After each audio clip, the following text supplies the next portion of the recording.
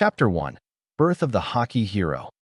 In a dark room, a 4-year-old child watches idly from his seat as the footage played over and over again.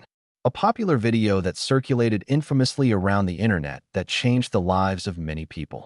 The debut of a certain hero that would go on to become the symbol of peace. Small tears gathering in his eyes as he watches the hero known as All Might save many people from a burning building while he smiles to the camera. This man was his idol and the reason he wanted to become a hero.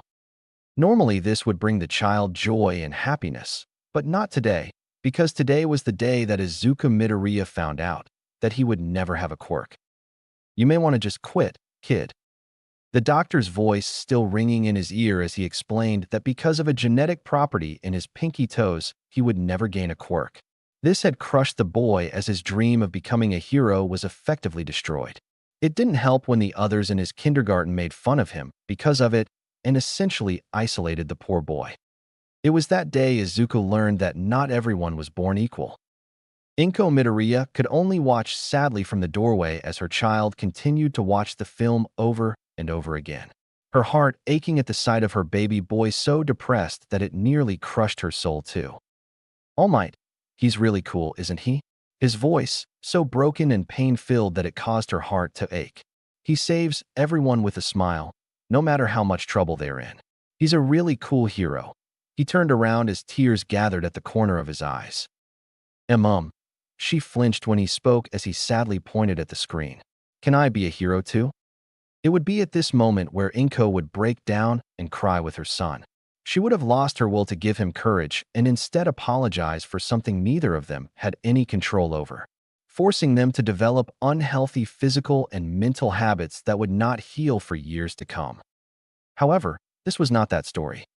Before Inko could go over to her son and apologize for the hand that fate dealt him, a small picture frame snapped off the side of the wall and smashed into the ground, surprising both mother and son. Their sadness momentarily forgotten as Inko picked up the broken picture frame and paused. In the picture was a younger version of herself, with a 1-month-old Izuku, held gently in her arms. Beside her were 2 more figures, one a slightly elderly-looking woman with light green hair and a kind, gentle face similar to her own, while the other was a large, muscular-looking elder man with dark hair, slowly fading to gray with a scar just under his right eye and a small beard. Both of them gathered around the small bundle as happy smiles plastered their faces. Both of them were her parents, her mother Ao and her father Ryu. She had not seen much of her parents after Izuku was born and her husband went off overseas for work. They were mostly reclusive as her mother preferred the more silent and peaceful settings while her father was the head of a dojo, who spent years practicing a martial arts form that he claimed had been forgotten. She remembered growing up noticing how her father was a strange man that could do unusual things, breaking boulders with his bare fists and being able to dodge attacks from would-be thieves whenever they tried to mug them. Now breaking boulders wouldn't be a strange thing if he had a super strength quirk. But the strange thing was, her father was diagnosed quirkless just like her son. Her mother was the only one that actually possessed a quirk, and that was a light form of telekinesis. He never truly explained how he could do these things because he said that she did not possess the spirit necessary to harness it. It had confused her for many years until she decided to drop the subject. But it made her start to think, if her father could do all that without a quirk, could her son? She looked back to Izuku as he still waited for a response. She smiled softly as she gestured to the boy. Izuku, go and pack your bags, she told him as he looked confused. Why? He asked as she showed him the photo. We're going to go visit your grandparents. He blinked in recognition of the 2 family members he hadn't seen since he was 3. Grandma and Grandpa? Why are we going to visit them? He asked as she smiled softly. To see if there is still a chance for you to become a hero, she said as he looked back with wide eyes as a brief flicker of hope sparked in his eyes. That day she had never seen her son move so fast to pack his bag, even trying to jam as many of his All Might toys in as possible, as he waited impatiently at the door with a slight bounce in his step. She almost chuckled as she told him to slow down. She still needed to pack her own things and book the next ticket for the train for goodness sake. By the way, he suddenly asked, where do Grandma and Grandpa live? Roughly 2.5 hours later, Mie Prefecture. Izuku stared in slight awe as he and his mother rode the train to the Mie Prefecture, his eyes wide with excitement as he had never been so far from Shizuoka in his life. For one, there were so many mountains and plants that it was a drastic change from the city dwelling of Shizuoka. For a child of 4, it was no surprise that he would be excited. Inko smiled as she was glad that her son was no longer depressed about his quirkless status. But she knew that once they reached their destination, the topic would come up again, something that she had still yet to tackle with her son. Internally, she was afraid of what her parents would say, more specifically what her father would say. Growing up, her father was a rather blunt man, to say the least, and that was putting it mildly. He always spoke his mind and never let what others think to affect or bother him. That being said, however, anyone said anything bad about her or her mother, and he or she tended to walk away with more bruises than they started, or if they were lucky to walk at all.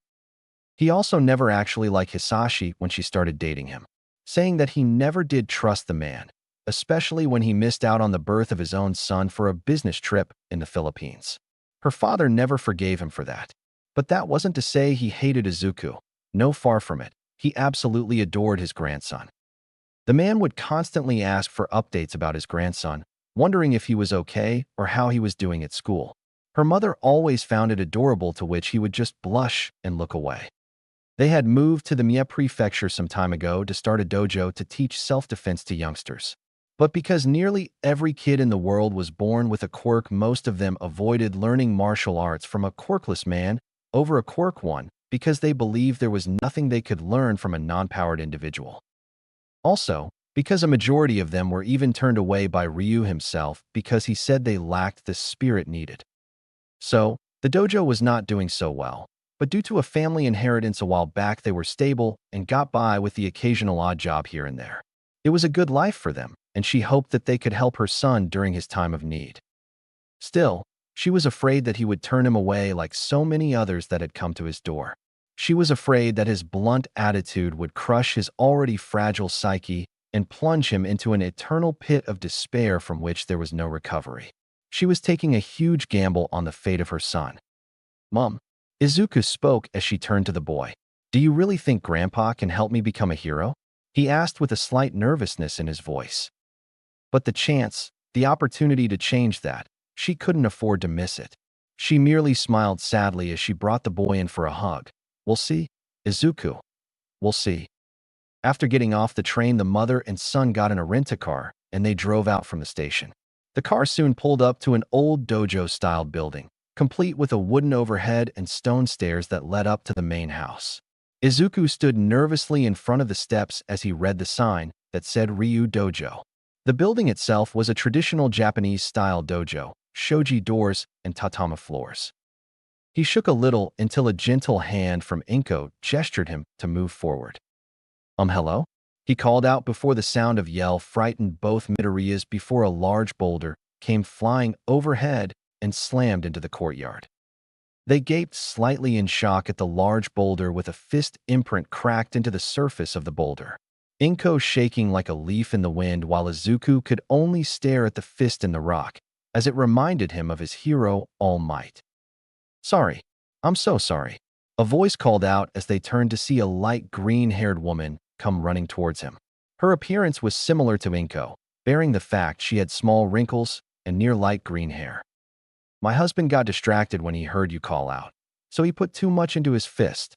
I'm sorry for any damages we might have," she trailed off as she looked upon the two green-haired individuals before her.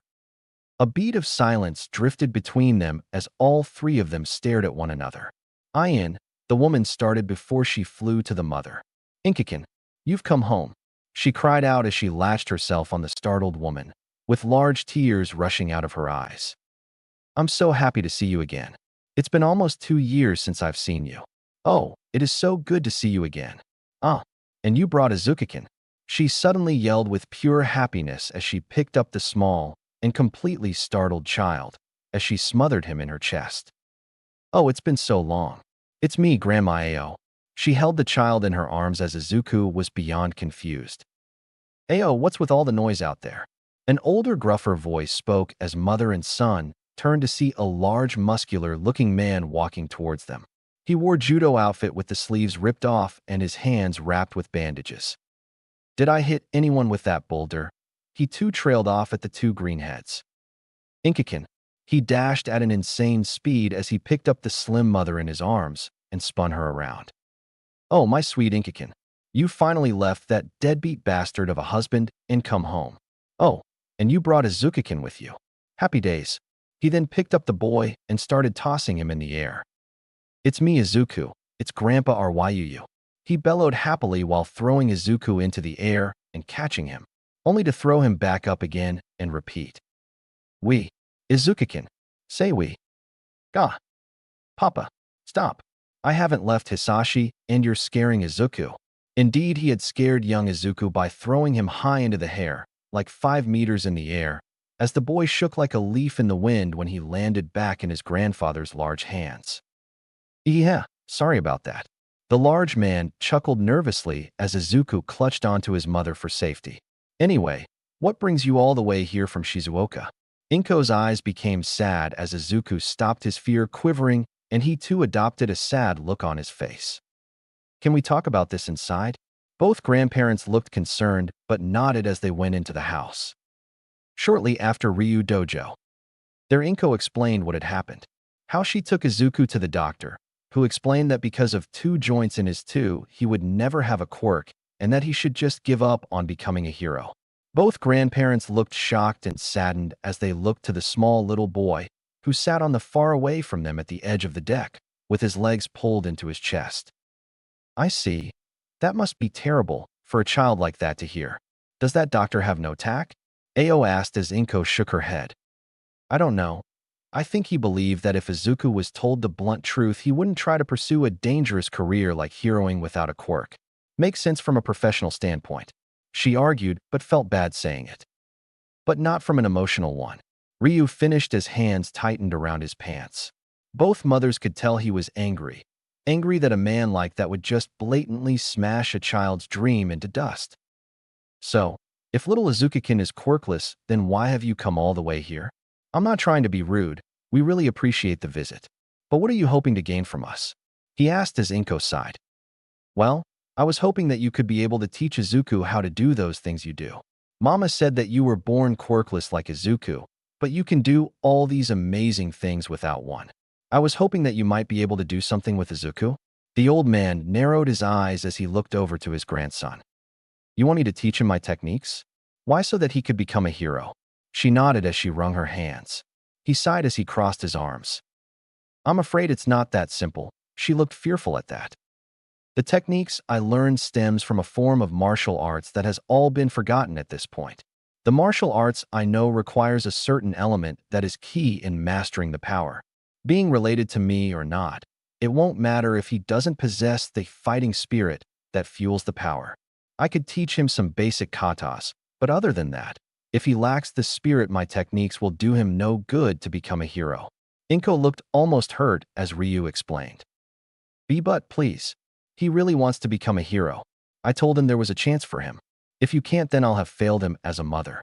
I'll have failed my baby boy who wants to be a hero more than anything in this world." Tears started to roll down her face as she laid her head to the floor and begged. "Please, Papa. There has to be something. I can't fail him again." Ao and Ryu looked at the crying woman before them and the boy who had gotten up and left, more than likely to cry his own tears. Ryu sighed before he placed a gentle hand on her shoulder. "I'll see what I can do. I can't guarantee, but I'll see if he has that spirit." She nodded with tears still in her eyes as the large man left the room. Ryu instantly found the boy as he lay curled up under a large tree that grew at the back of the yard. The small boy huddled under the massive oak that you would have almost mistaken him for a shrub because of his green hair. The man walked over to the boy who curled up tighter. He sighed before he sat down next to the boy. "So you heard all that, huh?" he asked as the boy nodded. "You don't think I can be a hero too, don't you?" he asked with the tiniest voice. The old man sighed as he looked up at the stars. "It's not that I don't believe you can be a hero, kid. It's just that being a hero isn't all about putting on a bright pair of spandex and punching people in the face. It is a dangerous profession that will more than likely get you killed, even with someone like All Might keeping the peace. Young Midoriya imagined All Might as his smiling face gave hope to people. Your mother wants me to teach you so that you can become a hero. But the technique I know is an old and ancient art. Very few people can use it. It requires a special will of fighting spirit in order to use it. If you lack that spirit, you cannot use or master it. He looked down to the boy whose hair had shadowed his eyes. Ao and Inko hiding behind the door as they watched in anticipation. And honestly right now, looking at you, I'm not sure you that even have that will. Eyes widened as Ao and Inko stared at the man in shock, while Izuku only kept his head down. You were told that you were quirkless, had your entire dream robbed from you by the hand of fate, and was basically told to give up and submit to the hopelessness of reality. Many people in your situation would do just that. Give up. Give up on your dream and fantasy because you cannot become a hero. Right now you look like you've given up. A look of anger in his eyes as he glared at the still curled-up child. No one would blame you. No one would even care if you do. What would be the difference of one less hero in the world? Izuku said nothing as he gripped the sleeves of his shirt. So, what are you going to do, Izuku? Are you going to give up?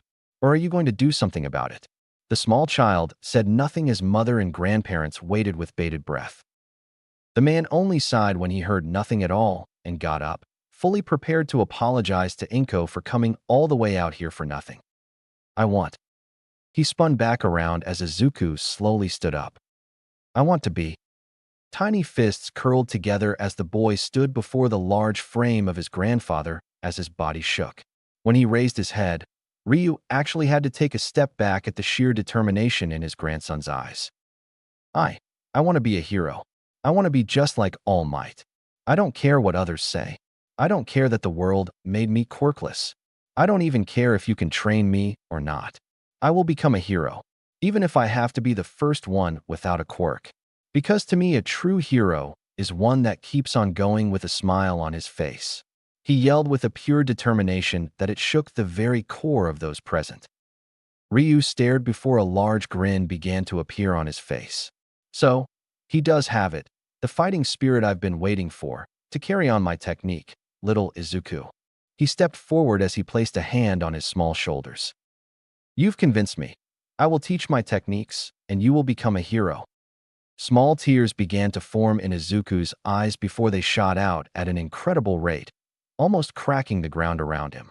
Inko faring no better as she too cried like her son, nearly destroying the roof with hers. The elderly parents could only smile, as this was only the beginning of young Izuku's journey to becoming a hero. Next morning, deep in the forest of the Mie Prefecture. The early morning sun rose over the forest as young Izuku and his grandfather were walking deep into the forest. A bag of supplies strung over their shoulders as the man was prepared to teach the young man the secrets of his techniques. All right, this should do, the old man said as they placed their bags down in a large open field. Now, Izuku-kun, you are probably wondering what it is that I am about to teach you, correct? The little boy nodded as his head was almost a blur with anticipation. Excited, huh? More rapid responses as the man chuckled. Well, what I'm about to teach you is a power I learned from a strange old man a long time ago. You probably don't know this, but when quirks began to manifest, a lot of people began to question their own place in the working world, now that construction and mundane tasks could be completed quicker with specific quirks. The young boy nodded. Well, when I was young, I wanted to become a police officer, like my father was before me. Being a police officer was a huge dream of mine when I was young. But as time went on, the police began to have less of an impact on society, thanks to the arrival of heroes. They're still important, but when was the last time any child said they wanted to become a police officer? Izuku nodded. Nowadays, a lot of kids want to become heroes because of their quirks. Normal professions seem dull and mundane compared to the action-packed life of a hero. That wasn't to say they weren't unimportant and didn't contribute to society. They were just not as impressive to kids now. At the time, I didn't know what to do. If the police were no longer that essential, then what was my purpose? Our family had been law enforcers since the earliest days of Japan's history. Some even believed we descend from ancient samurais that protected the emperor. Not knowing what I should do, I attempted to search for my place in the world. At first I thought that I wouldn't until I stumbled across this old man that taught me of a power that can rival that of a quirk. He held out his hand as Izuku could have sworn to see faint line radiating off his hands. He called this power Haki, the fighting spirit of the human soul, a power that exists in all humans, quirkless or not. Izuku stared in awe. Haki? He sounded the word as the man nodded. Like a quirk, it is a power that exists inside of everyone. But unlike a quirk, only a select few people can truly harness this power. Most are even blind to the potential that dwells inside of them until it is far too late. The key to accessing this power is no doubt, no hesitation whatsoever, he explained as the boy stared in wonder. A tree snapped behind him as Izuku looked and gasped in shock. Grandpa, there's a bear right behind you. Indeed, there was a bear behind him, much larger than an average bear and seemed to have bits of bone growing out of its body. It saw a bear with a quirk. Fun fact, nowadays even animals have been known to manifest quirks. They were an intrigue to the scientific community and had experimented on them until it was outlawed when the first highly intelligent animal spoke and shocked the world. Some of them even had high-paying jobs like a certain principal of a prestigious hero school. But the man didn't even seem to bother as he kept his back to the bear. Now pay attention, Izuku, as I explain the power that I awoke inside of me. First off, there are two types of Haki that are prominent in combat. The bear roared as it charged at the man. He's going to try and attack with a right swing, followed by a left swing and a bite, he said with closed eyes as the bear pounced towards him. Izuku could only watch as the elderly man dodged the attacks in perfect motions in just the way he said they would happen. This power that I'm showing you is called Kinbunshika Haki, or observation Haki, if you want to simplify it. It gives me the ability to sense the presence of others, how many of them are there, and even ones that are concealed from view or too far to see naturally. It also allows me to predict where my enemy is going to attack. The bear growled loudly as it grew angrier at the old man. Awesome, Izuku muttered as the bear grew bone-like spikes from its paws and shot them at the man, who only dodged with ease while they smashed a tree to pieces. The next type of Haki is called Busashoka Haki, or armament Haki. This type of Haki gives me the power to block all forms of attack, similar to that of an invisible armor, he explained to his grandchild as Izuku watched with great interest. The bear roared and charged again, ready to strike him down with his claws. But the moment it made to strike, the man turned around and faced his palm towards the beast. The beast was instantly knocked backwards by an invisible force that sent the beast tumbling away before crashing into a large boulder. Izuku gaped in awe as the bear lay in the rubble of the boulder. In addition, if the armor is hard enough, it can be also used in attacking force.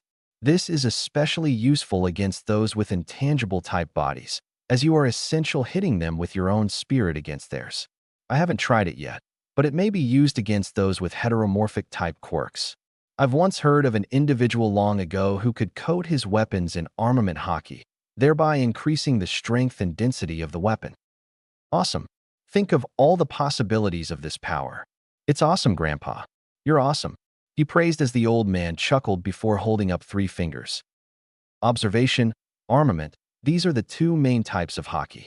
However, there is a third type of Haki that exists only in very, very few and rare people. To have this is a 1 in a million chance. The bear got back up and roared as it charged at the man, tired of being thrown around by him. Watch careful, Izuku-kun. Ryu turned back to face the beast as it ran towards him. His eyes widened briefly for a moment before what Izuku could only describe as a powerful unseen force ring out and slam into him.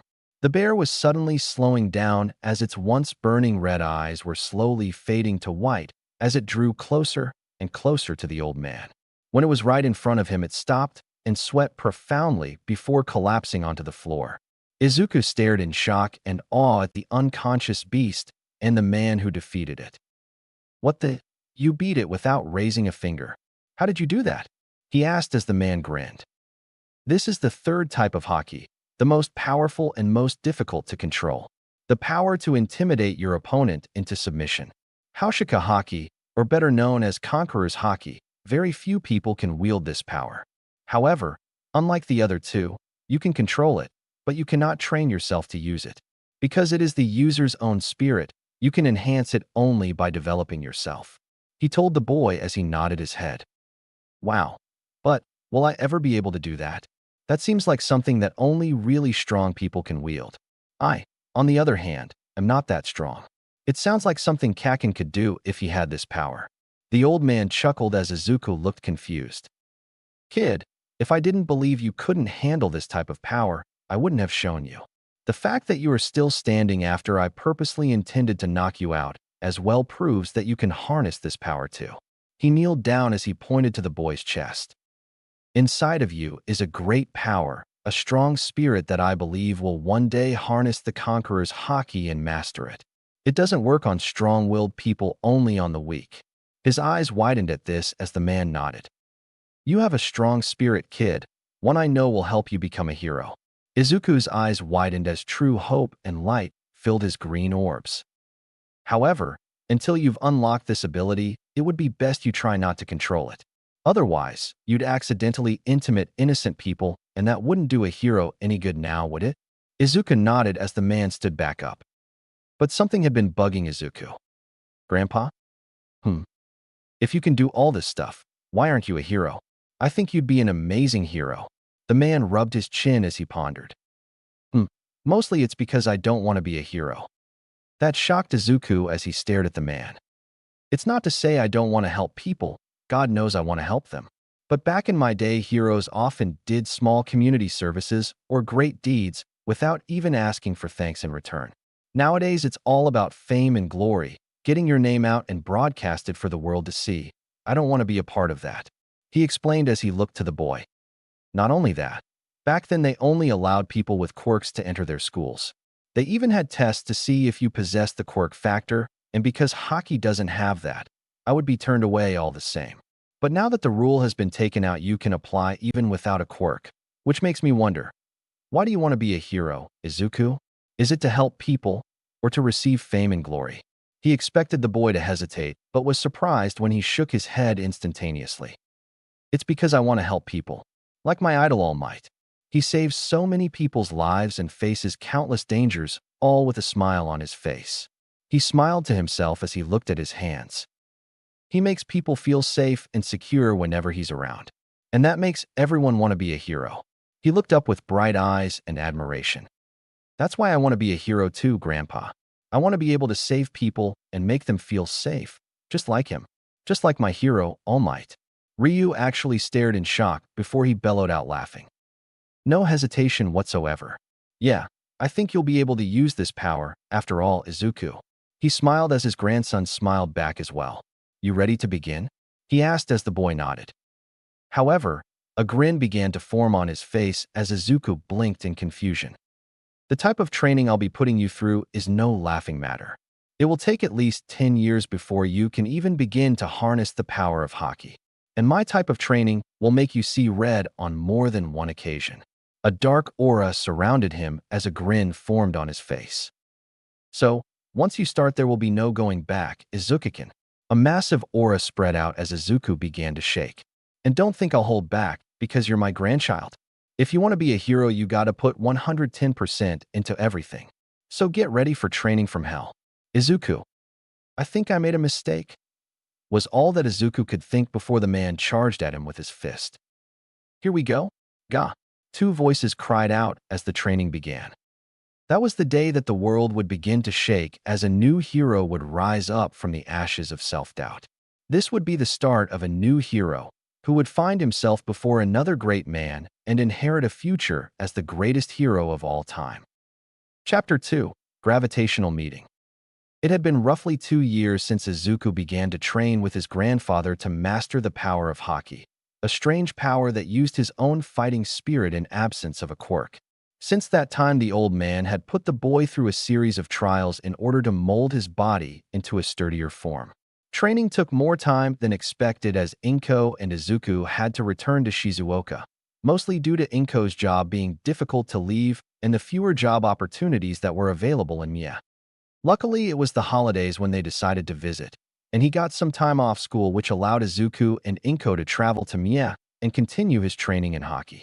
They also planned to have Ryu and Ao visit the young boy more often and continue his training whenever they were available, to which Inko agreed.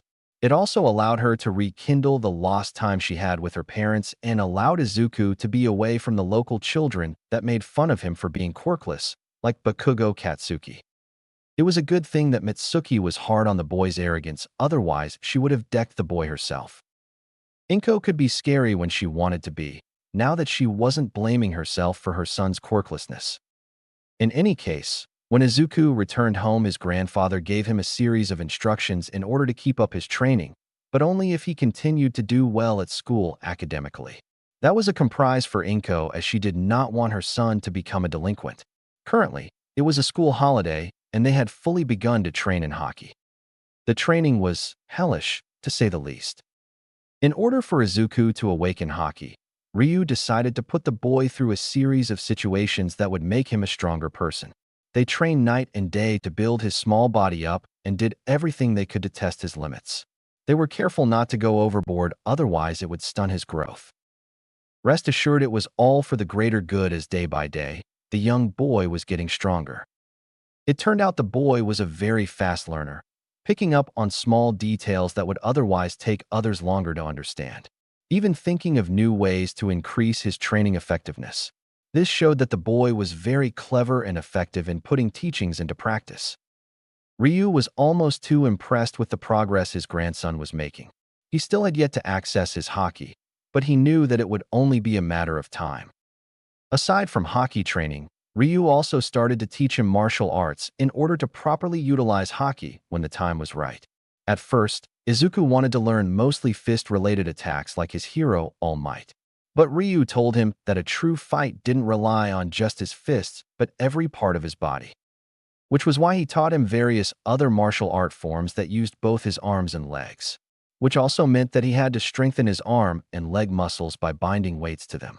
The training was harsh and difficult. Any normal man would have quit or complained by this point. But not Izuku. No, little Izuku kept on going, without a hint of complaint or discomfort, all with a smile on his face, as he worked himself night and day to access the power of Haki. Ryu was almost proud of the boy. If he didn't keep overworking himself. Seriously, the damn kid would even go beyond what I told him and nearly darned kill himself if left to his own devices. I swear he's going to give his mother a heart attack one of these days, the man thought to himself as he watched the boy walk around blindly with a cloth over his eyes. Today he was starting his training in an attempt to awaken the observation Haki, training him to rely on his other senses and not just his eyes. He did this by making the boy wear a blindfold over his eyes and told him to expand his other senses. Other times, like now for instance, he would chuck the occasional rock at the boy to trip him up, trying to get him to sense the rock before it hit him. Gah! It didn't work most of the time. I keep telling you, use your other sense. Stop trying to rely on your eyes. Feel everything around you. He called out as Izuku slowly got up. Hi, Grandpa. And what did I tell you? When I'm teaching you, it's sensei, not grandpa. You need to not see me as your grandfather, but as your mentor, got it? The young boy nodded as he sighed. All right, let's take a break. He opened a cooler as Izuku took off his blindfold. He held up 2 popsicles as he held one out to the boy. Figured you could use one. Izuku looked at the frozen treat before smiling and taking one in his hand. Both family members sat under a large tree as they watched the rising sun over the Mie prefecture from their view in the mountains. It was these times that Izuku felt happy spending time with his grandfather, being told that he could become a hero and training hard to achieve that goal. It made him feel like he had a purpose in his life and not just an idle dream that could never come to pass because of his quirkless birth. But a frown soon crossed his face as he thought about the last 2 years of training. He was still nowhere near ready to access the power of observation Haki, and years off before he could even think about accessing armament. Was it something wrong with him? Was he really as weak as Kaken said he was? A brief memory of him defending a bully shortly after he began his Haki training as he was overwhelmed by the group of boys. He thought that as soon as he started his training, he would be getting stronger instantly. But after coming home with new confidence, he tried to save a kid being bullied by Bakugo. He thought that he could take him and protect the boy.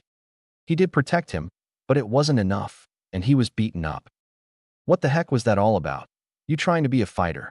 Get real. You'll always just be a useless Deku. Kakin's voice still ringing in his ears as he sighed and thought about how slow his progress was. Maybe Kakin's right. Maybe I am just a useless Deku. He thought sadly as he hung his head. Izuku? Izuku looked over to his grandfather as they looked upon the town. I just want to let you know, I'm proud of you. The boy blinked at the almost unfamiliar word to him. Anyone I know would have dropped and complained about all the hard work I'm putting you through. Hell, even when I trained with my master, I complained about how hard it was and considered quitting when I hit a roadblock. He smiled as he looked at his grandson. But not you. You just keep going without a care in the world. Izuku listened as his heart beat a little faster. I know it's difficult not having a father around, and I'm not trying to replace him. Thought honestly if that bastard showed his face again, I'd deck him for missing out on your childhood. He muttered the last part under his breath, so Izuku couldn't hear him.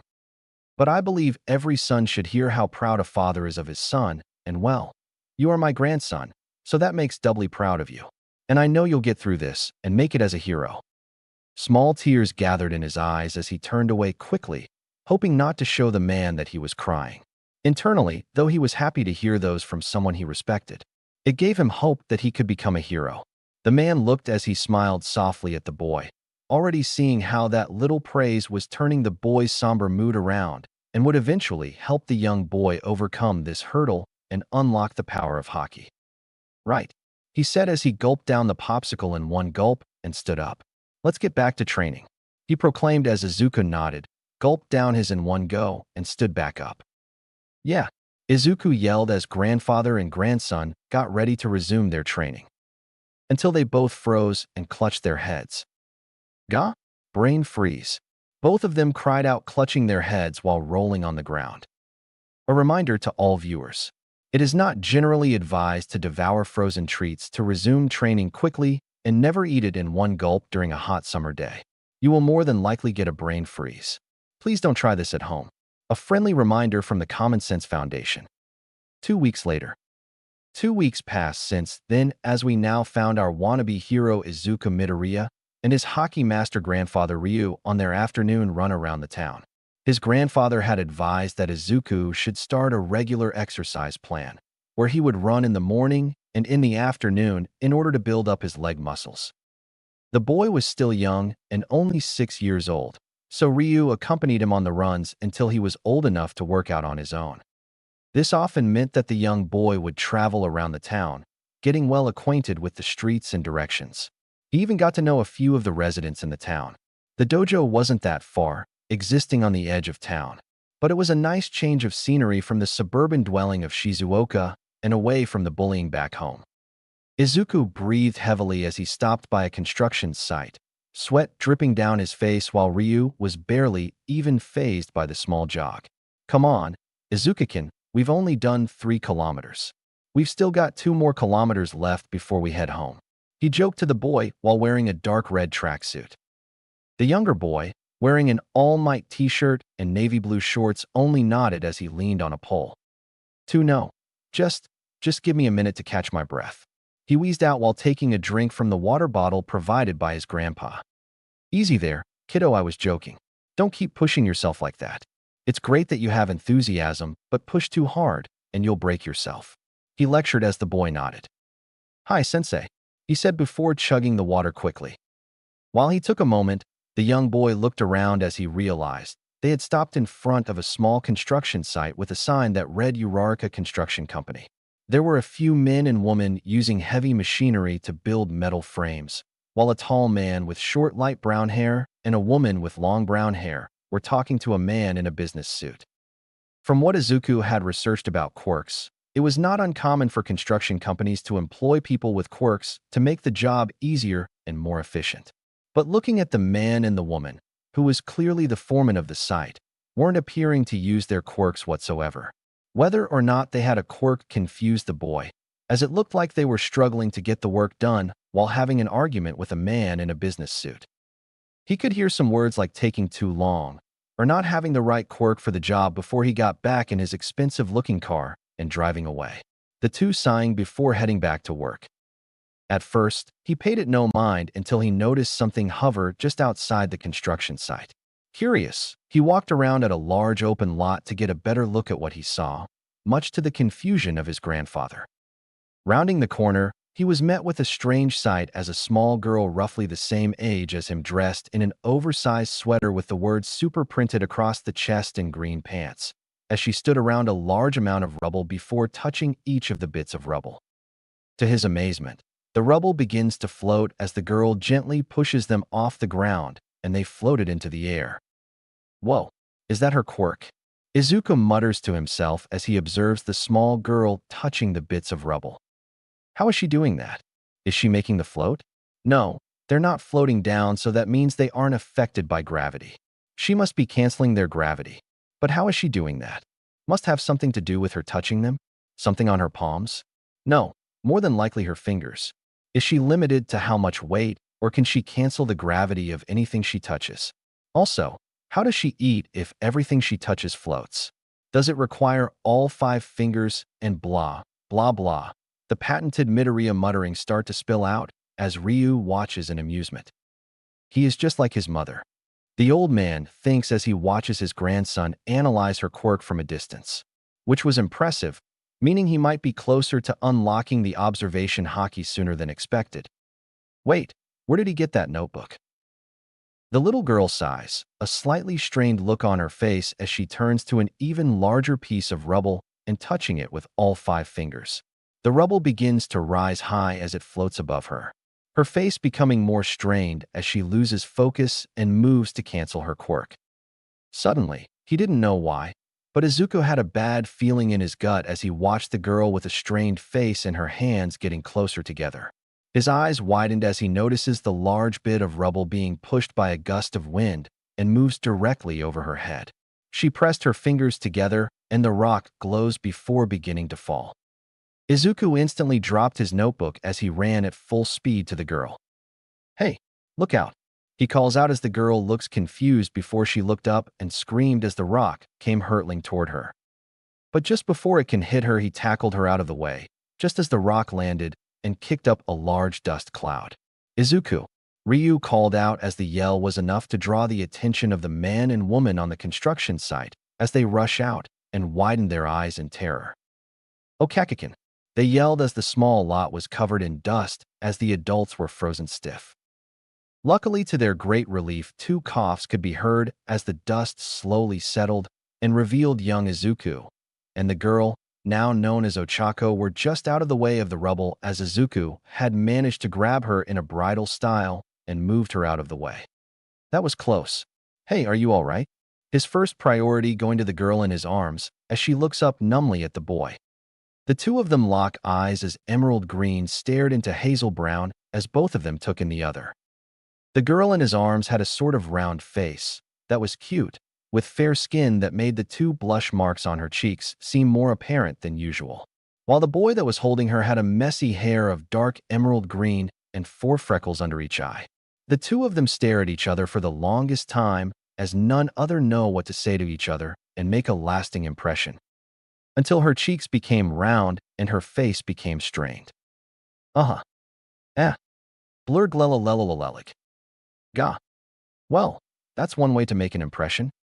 Shortly afterward, a shirtless Izuku sat on a chair on the foreman's office while Ryu cleaned the puke off his grandson's shirt in the sink, the young man shrinking slightly in his seat as the overly active father, mother, and daughter continued to apologize for what happened. "I'm terribly sorry for that," the little girl begged as she bowed her head to him. "I didn't mean to overwork my quirk like that and puke on your shirt. I'm terribly sorry." "We're sorry too. We should have been paying more attention to our daughter. It's just that we can't afford a sitter at the moment, and we're on a deadline to get this job down. So we had to take Okakikin to work. We should have realized she would be overusing her quirk and stopped it. I'm truly deeply sorry." The man equally apologized while his wife nodded beside him. It's okay, really," he managed to say as he chuckled nervously at the 2. "But still, least let us pay you back somehow. If it wasn't for you, I would have been crushed under that rubble," little Ochako said as her father and mother nodded. "Like I said, it's all right. I'm just glad that nobody got hurt." Except your favorite All Might shirt, the man quipped as Ochako instantly flinched and went back to apologize. I'm so sorry. Izuku tried to calm her down while glaring at his grandpa, who chuckled in amusement as he finished washing the puke off and handed it to the boy. Here, I got as much of it, but it's going to stink a little until we get home, he told the boy, who nodded and put the shirt back on. Once again, we truly sorry for what happened. We've just been busy with the company and the client that I took my eyes off her for a moment. Sorry, Mrs. Uraraka explained as Ryu shook his head and waved his hand. It's fine. It's totally understandable. Back when I was young, I often had to look after little Izuku's mom when her mother went out of town for business. I know what it's like to look after a kid. They can be a bit of a handful, he told them as they nodded. By the way, I'm Ryu, and this is my grandson, Izuku Midoriya. You're a very lucky young lady. If Izuku didn't predict that rock falling, you could have been seriously hurt, he said as the boy nodded and bowed. Thank you for that, and it's very nice to meet you too. My name is. A car drove by as his voice was drowned out. Uraraka, and this is my wife. Another car went by. Uraraka. And this is our daughter, Ochako Uraraka. We're once again really grateful for you saving my daughter like that, he said, as Izuku blushed at the praise while she nodded. You were so cool running over to save me like that. How did you know that it was going to fall on me like that? Was it because of your quirk? She asked with a bubbly smile while Izuku blushed at the sudden happiness and closeness of the girl in front of him and attempted to hide his face in his arms. Aw, thank you. But I don't have a quirk, he explained as the Urarakas were shocked at this. Really? You don't have a quirk? Then how did you get to her so fast? Mr. Uraraka asked as Ryu grinned and pointed to himself. I've been training him for the past 2 months now. He wants to become a hero, even though he doesn't have a quirk, he said as he affectionately rubbed his grandson's hair. Really? But I thought you needed a quirk to be in the hero program? Mrs. Uraraka asked as Izuku started to mutter. Well, they recently removed that rule when the general public wanted to introduce a fairer legislation to allow more equality between the civilians with quirks and the civilians without quirks. It's because of this I want to apply at U.A and become a hero like All Might. But it's apparently going to be hard as the acceptance rate into the hero course is low due to the blah, blah, blah. The Urarakas stared at the boy, lost himself to his muttering. Literally, as they could have sworn the world around him was warping with his words as the physical kanji for mutter spilt out of his mouth and floated around him.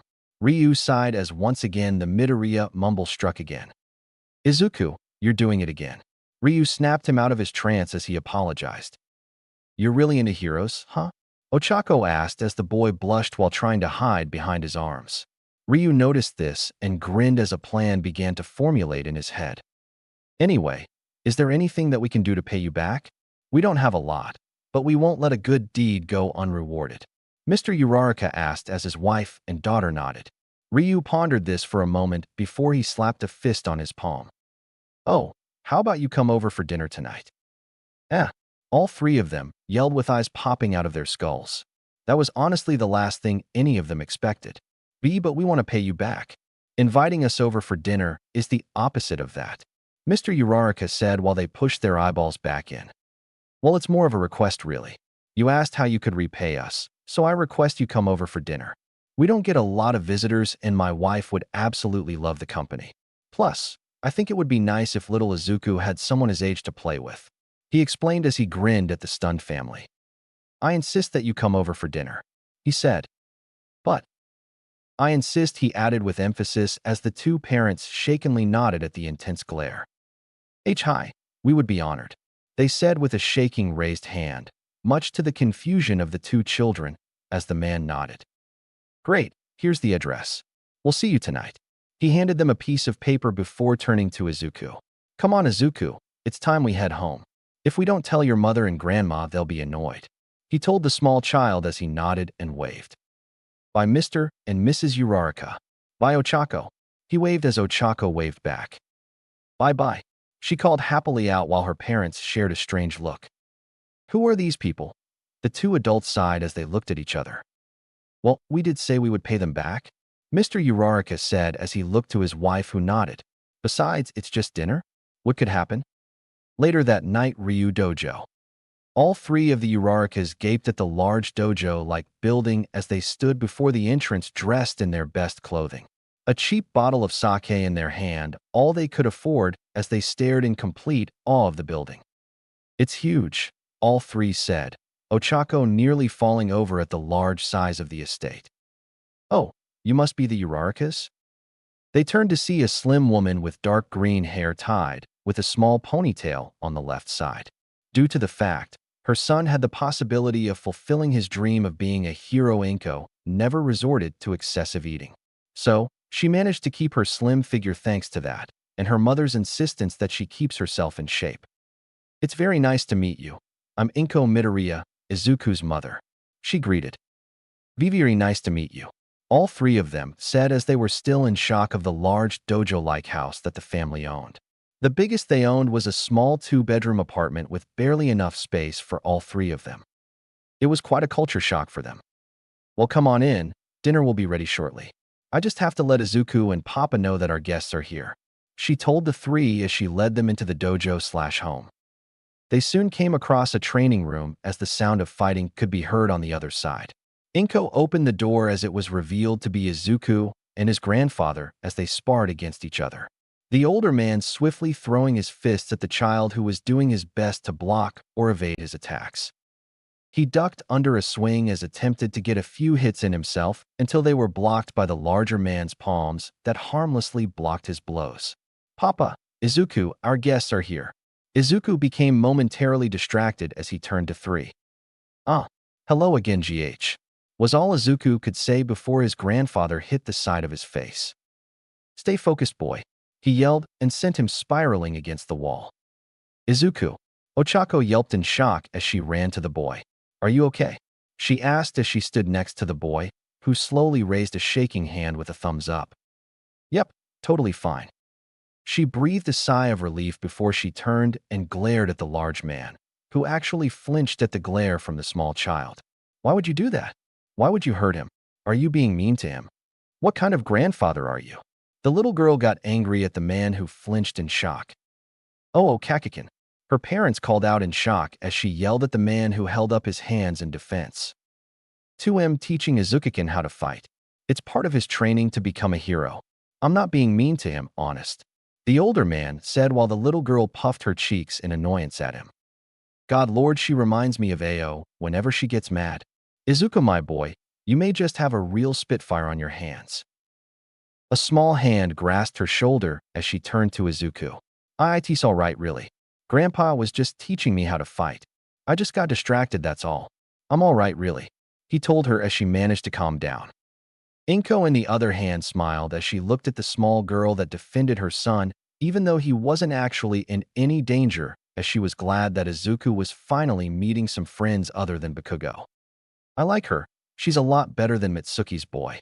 "Sorry, Mitsuki," she thought while her parents reprimanded her for yelling at an adult before looking embarrassed.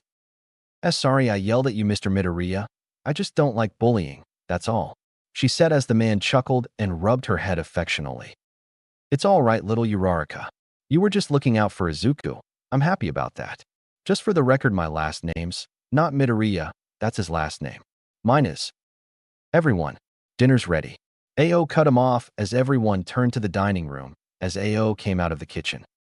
"Ah, dinner's ready. Well, let's not keep her waiting.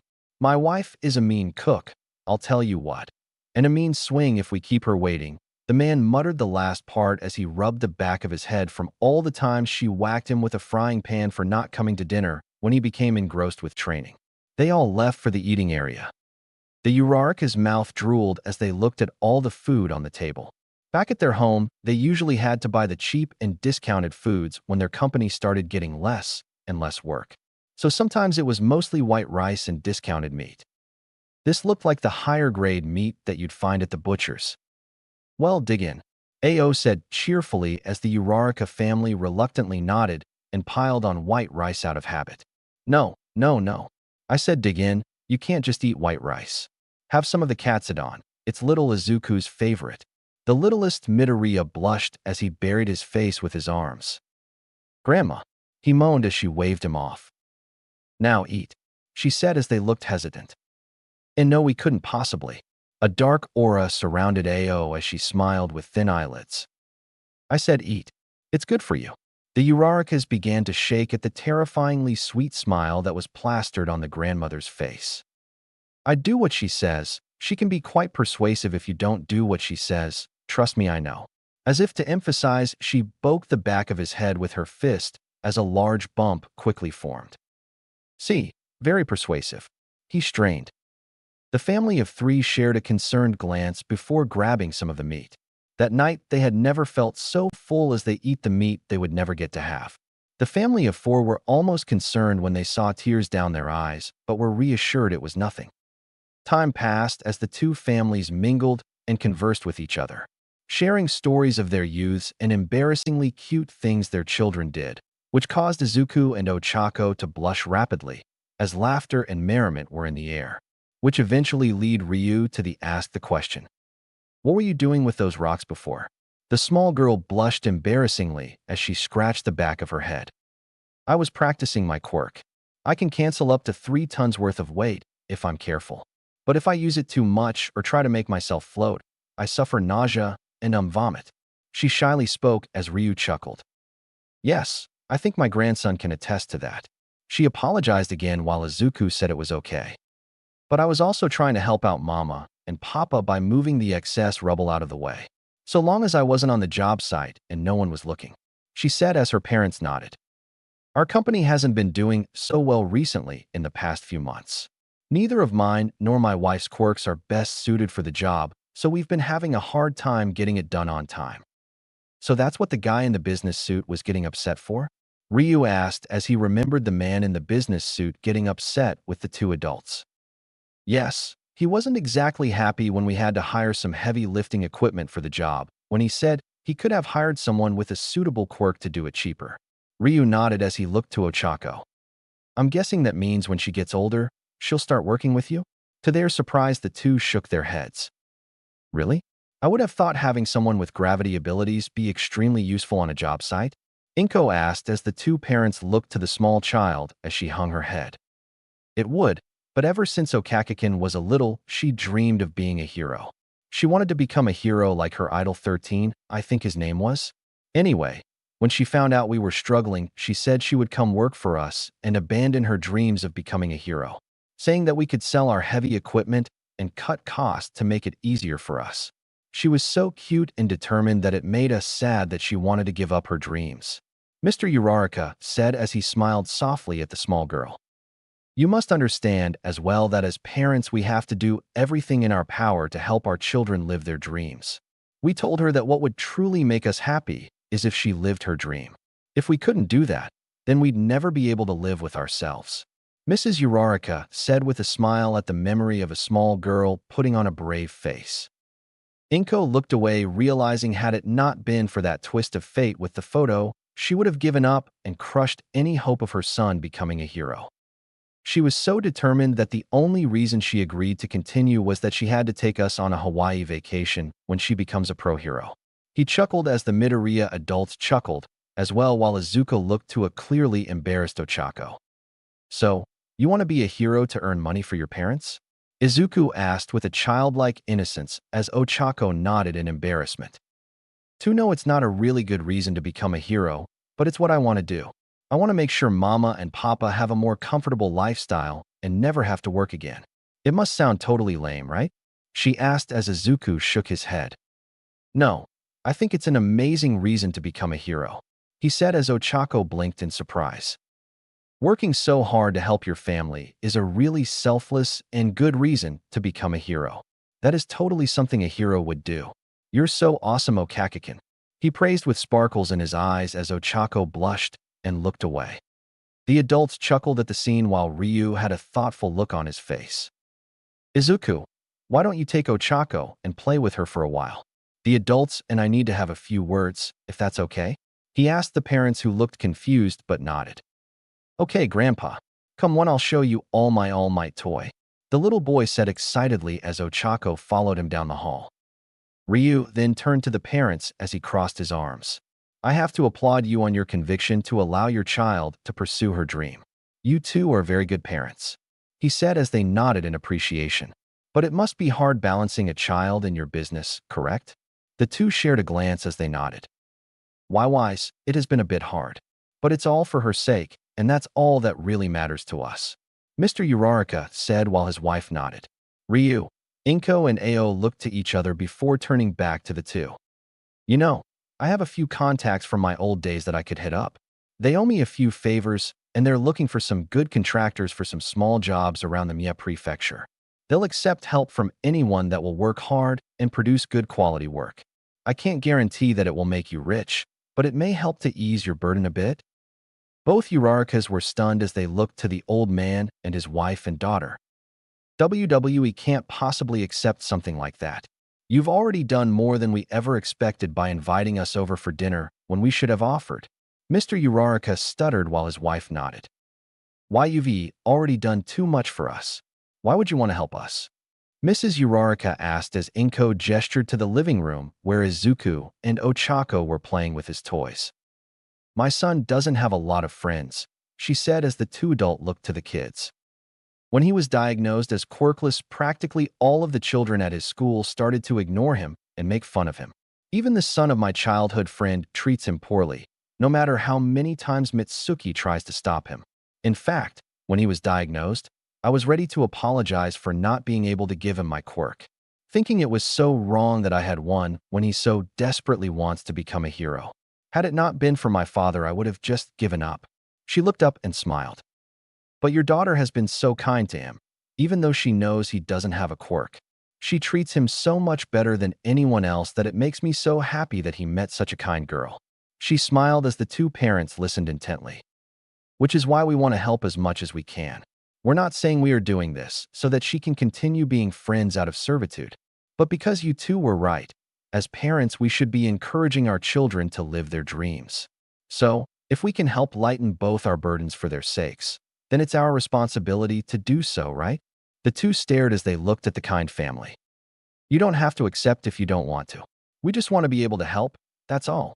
Ryu chimed in as the two parents looked to each other. The older Uraraka shared a glance as they weighed the options in. They honestly couldn't believe what they were hearing, to be honest. Here was this totally weird family that had not only saved their daughter from being hurt, but had been kind enough to share their food and offer them help to keep their business afloat. They had never experienced such kindness before that they were wondering if it was all some elaborate hoax. But when they looked over to the children and saw how happy they were, how could they possibly refuse? They looked back as they nodded, tears starting to form in their eyes.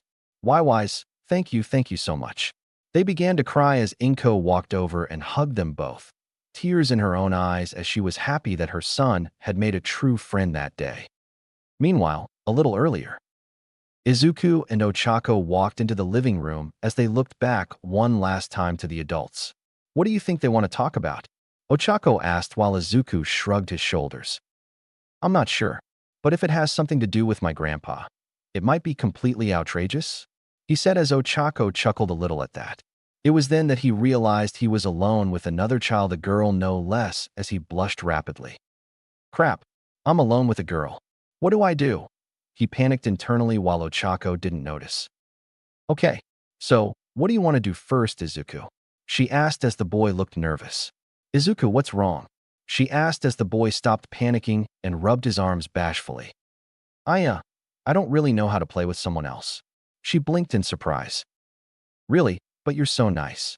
I thought you'd be an expert with playing with other people. He shook his head as he remembered the other kids isolating him. Back home, I'm not very popular with the other kids. They say that because I don't have a quirk, I can't play with them and just leave me alone. Even during P.Eno wants to be with a useless Deku like myself.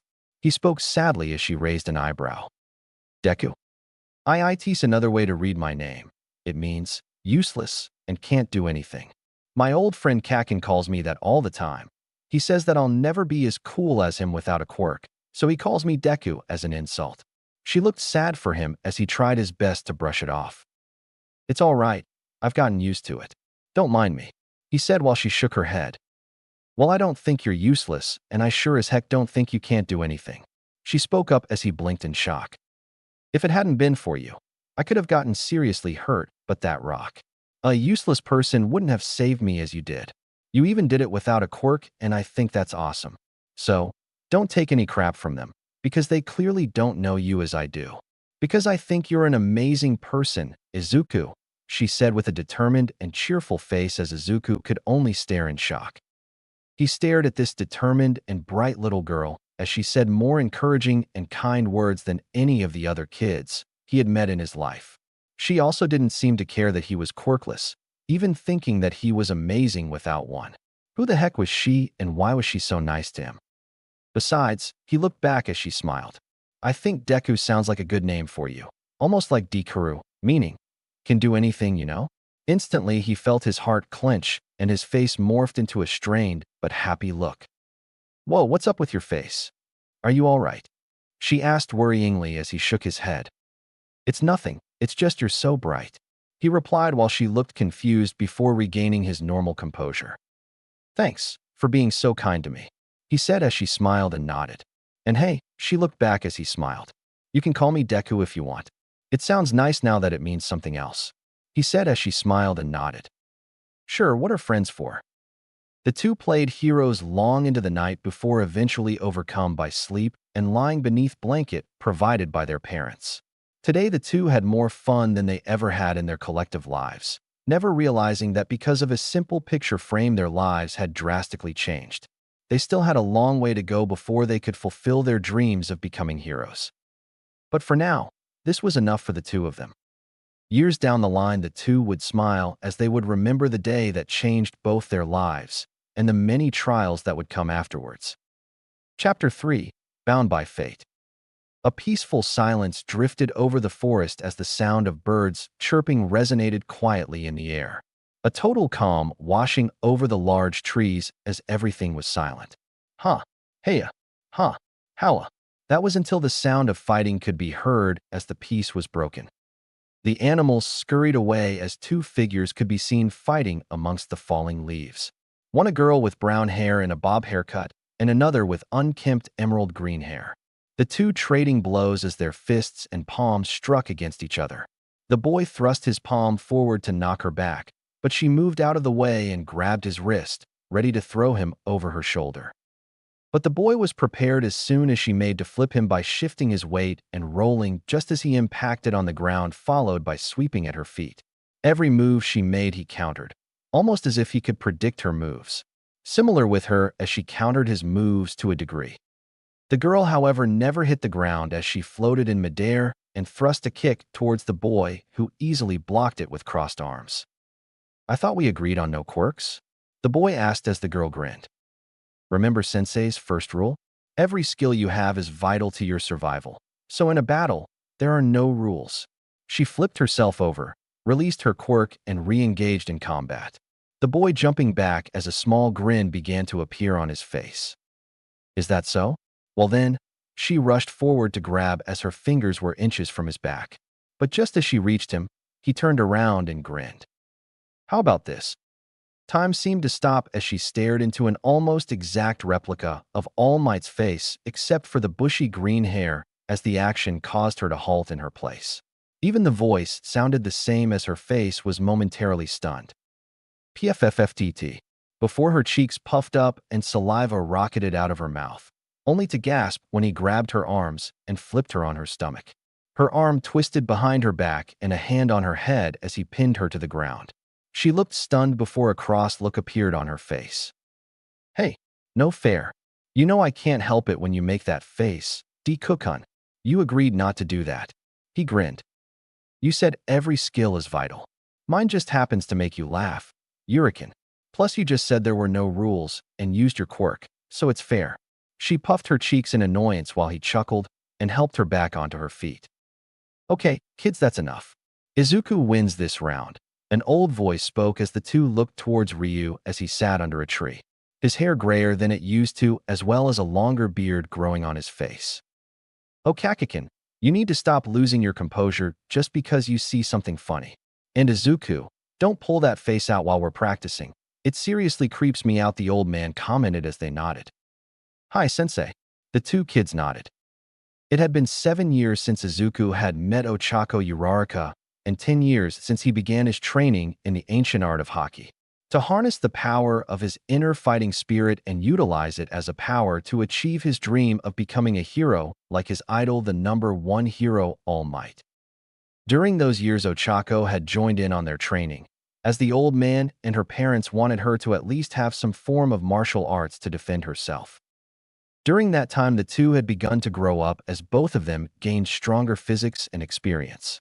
Izuku's body had become more toned in the 7 years of training and even grew taller than Ochako, much to her shock when he came back to visit, as he stood a head taller than her. But he was not overly large, as his form was to complement his style of fast but strong hits. Ochako had become more fit and diverse when it came to combat, relying on grappling and disarming techniques to combat her opponents. She knew how to fight, but preferred to take down her opponents rather than beat them to a pulp. She wanted to be a rescue heroine after all. Turned out she was a natural for grappling and disarming techniques. She even started picking up his habit of analyzing her opponents to a degree. It shocked her parents when she started muttering to herself, like Izuku, who knew that the Midoriya mutter was contagious. Go figure. Their friendship, on the other hand, had grown significantly since the first day they met. Now, considering themselves true childhood friends, the two were almost inseparable from each other, barring when Izuku had to return home, as the people of the town commented on how cute they looked together. It didn't help that Ochako called him Deku as his new nickname, much to everyone's confusion barring Izuku, while Izuku started calling her Yuriken out of courtesy. Everyone even teased them from time to time about looking like a couple, much to the embarrassment of the teens. Unknown to them that a large betting pool had accumulated about their future relationship started by the mothers of the pair. Speaking of, thanks to the help of the Midoriyas, which everyone just found it easier than saying Inko's maiden name, the Uraraka family had become more financially stable over the past 7 years. It wasn't enough to make them rich, as Ryu said, but the extra income was enough to keep the business afloat while also providing well for the family. They even hosted the Midoriya family for dinner from time to time as the families began to bond. The Urarakas felt truly blessed that they came into contact with the Midoriyas and considered them family for their help, never knowing that if it wasn't for a faulty picture frame, they would have never met them until years later. Okay, lovebirds. We're not lovebirds.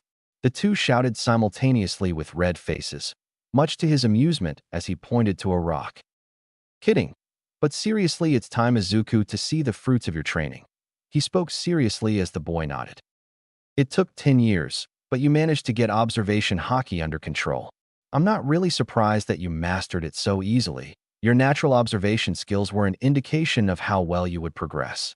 I guess it was only natural you would master it first, and as for your armament, you can now project a light armor around your body. But now it's finally time to see if you can properly channel the next stage of armament without it suddenly fading off you. He lectured the boy as he nodded. Remember, Izuku, the key is having no doubts and no hesitation.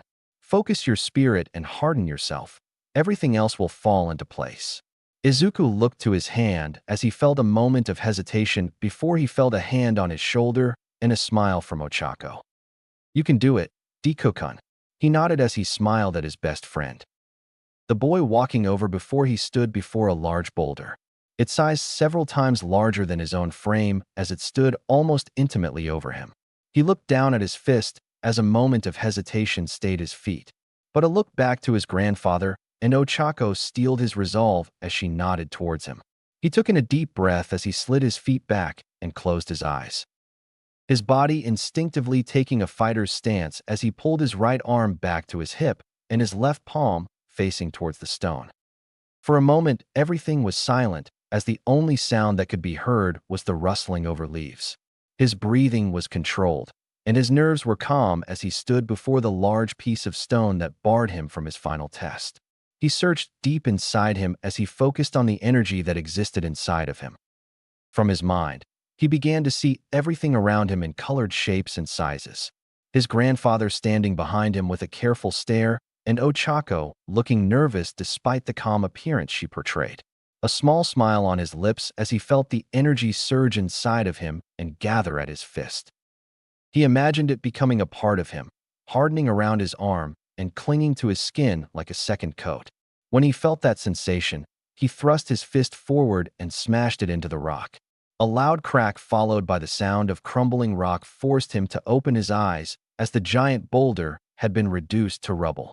He looked to his arm as a sense of joy flooded his systems, staring at the appendage. The reason being was that the arm itself was now coated in a strange black substance that looked almost metallic in nature. To others, it would almost be confused for a hardening type quirk, which was fairly common. But for Izuku, Ochako, and Ryu, it was more than that. It was an indication that the past 10 years of training had finally come to fruition. It finally meant, "Congratulations, kid. You've reached the second stage of armament Haki." The substance faded as he felt no pain in his arm, only pride as he smiled at the man that gave him this ability. "You did it." A sudden body latched onto him as for a moment he was stunned before the smiling face of Ochako greeted him. "See, I told you you could do it. I'm so proud of you, Deku-kun." A bright smile on her face as he smiled back. Before he realized his situation as he felt two ahem, surprises on his chest as he blushed rapidly and sputter incoherent words. "Deku-kun, what's wrong?" Suddenly looking down, she realized his sudden sporadic behavior as a blush quickly made its way over her face too. "Ah, I'm sorry."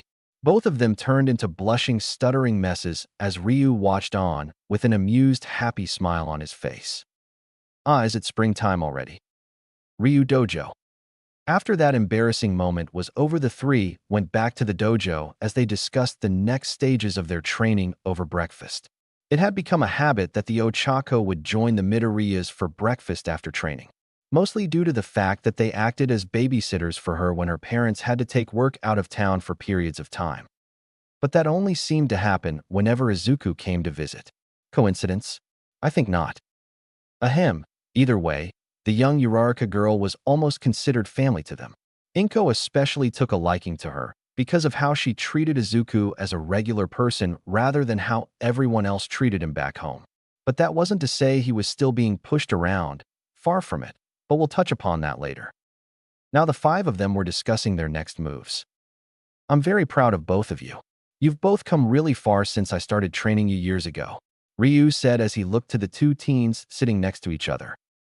"Oh, Kakakin, since you've arrived, your fighting abilities have vastly improved these past 7 years. Yeah, not only are you now able to make yourself float, but you can do it without suffering from nausea." Izuku chimed in as the gravity girl smiled at the praise. "However, you still have that weakness of nausea when you overuse your quirk for extended periods or exceed your weight limit. Not to mention you still can't help yourself when you see something funny and lose composure," he commented as she nodded, slightly embarrassed. "Still, I have never seen anyone master as many grappling and takedown techniques as you have, young Okakikin. You're even able to predict how your opponent will strike. If I didn't know any better, I'd say you have a limited access to observation Haki. It is unfortunate that you haven't been able to harness armament Haki." She smiled and shook her head. "It's fine, Sensei. I don't think it suits my style. My quirk cancels gravity, and to use it I think I need to be more ground-based. But being able to use a little of observation has definitely helped. Thank you," she said as he nodded and then turned to Izuku. "As for you, Izuku, you have improved the most since you came here 10 years ago. When you came here, you had almost lost all hope of ever becoming a hero. But through these past 10 years, you've not only met my expectations of your training, but you also blew some of them out of the water. It took me 20 years before I could summon the physical augmentation of armament, while you've managed to do it in half the time. Not to mention your observation Haki has far surpassed my own. I'm really proud of you, Izuku." He spoke with pride as the young man nodded with a smile on his face. "That being said, you are still far away from completely mastering armament Haki and still have yet to access Conqueror's Haki. At most, you can summon armament on your arms and legs, and even your forehead if necessary. Not to mention you're still not fully accustomed to utilizing it in combat. Something will hopefully fix up before you got back in 3 weeks." He commented as Izuku nodded while Ochako pouted. "I hate it when you go back. It's not the same without you." She moped slightly as he chuckled. "I know. It's not the same without you either. You're the only real friend I have, and we're only separated by 2.5 hours. But don't worry, that will all change once we make it into high school." He tried to comfort her as she nodded.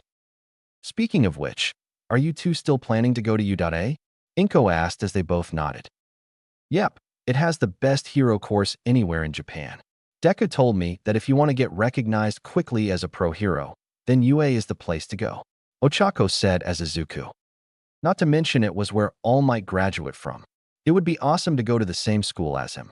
Izuku said with a gleeful tone as Ochako chuckled. You really are a big otaku, aren't you? She asked teasingly as Izuku blushed. Two can't help it. He's the reason I want to become a hero in the first place. He is very inspirational, and I admire him so much.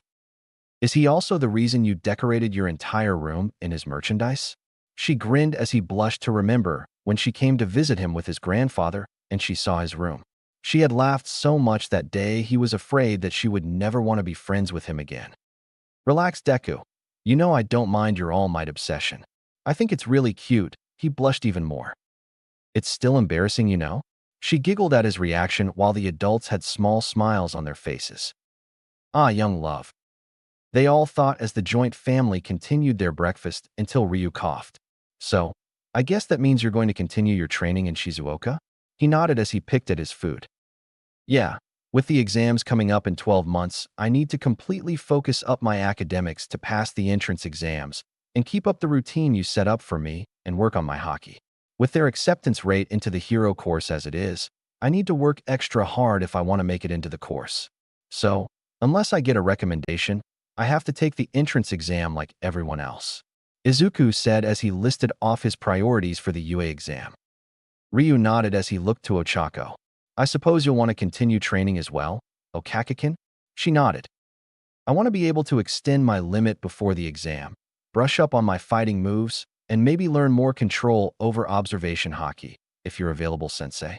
He nodded as she sighed in relief. The biggest problem I have will be the written portion. I'm not that good with that kind of stuff, so I need to spend the next year studying up my academics as well if I want to make it. I can still help you with that. Now that your family doesn't have as many financial troubles as they used to, we can continue to chat online if that's okay with you. Yurikin? Izuku asked as she nodded. Sure, thank you, Deku. Besides, we promised after all that we would both get into UA no matter what.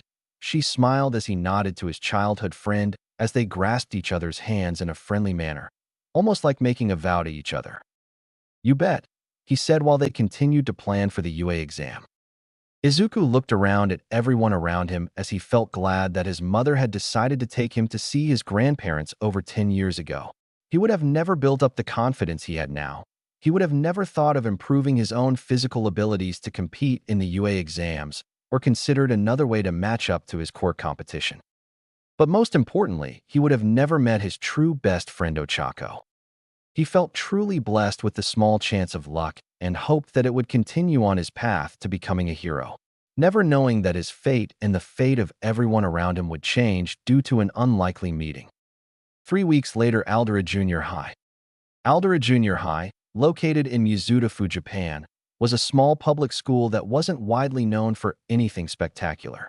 Its students were considered mostly average hero society standards, as most of them either went on to do mundane jobs or become low-level heroes.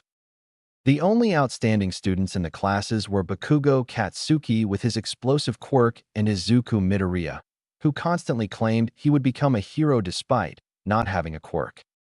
It was just another ordinary as the teacher who honestly couldn't care less for his students asked them all to consider what future career they want. But I know you're all going to just choose hero. Everyone in the class cheered and showed off their quirks. Yes, you all have great quirks. But you know it's against the rules to show them off at school. Heh, don't lump me in with the rest of these extras.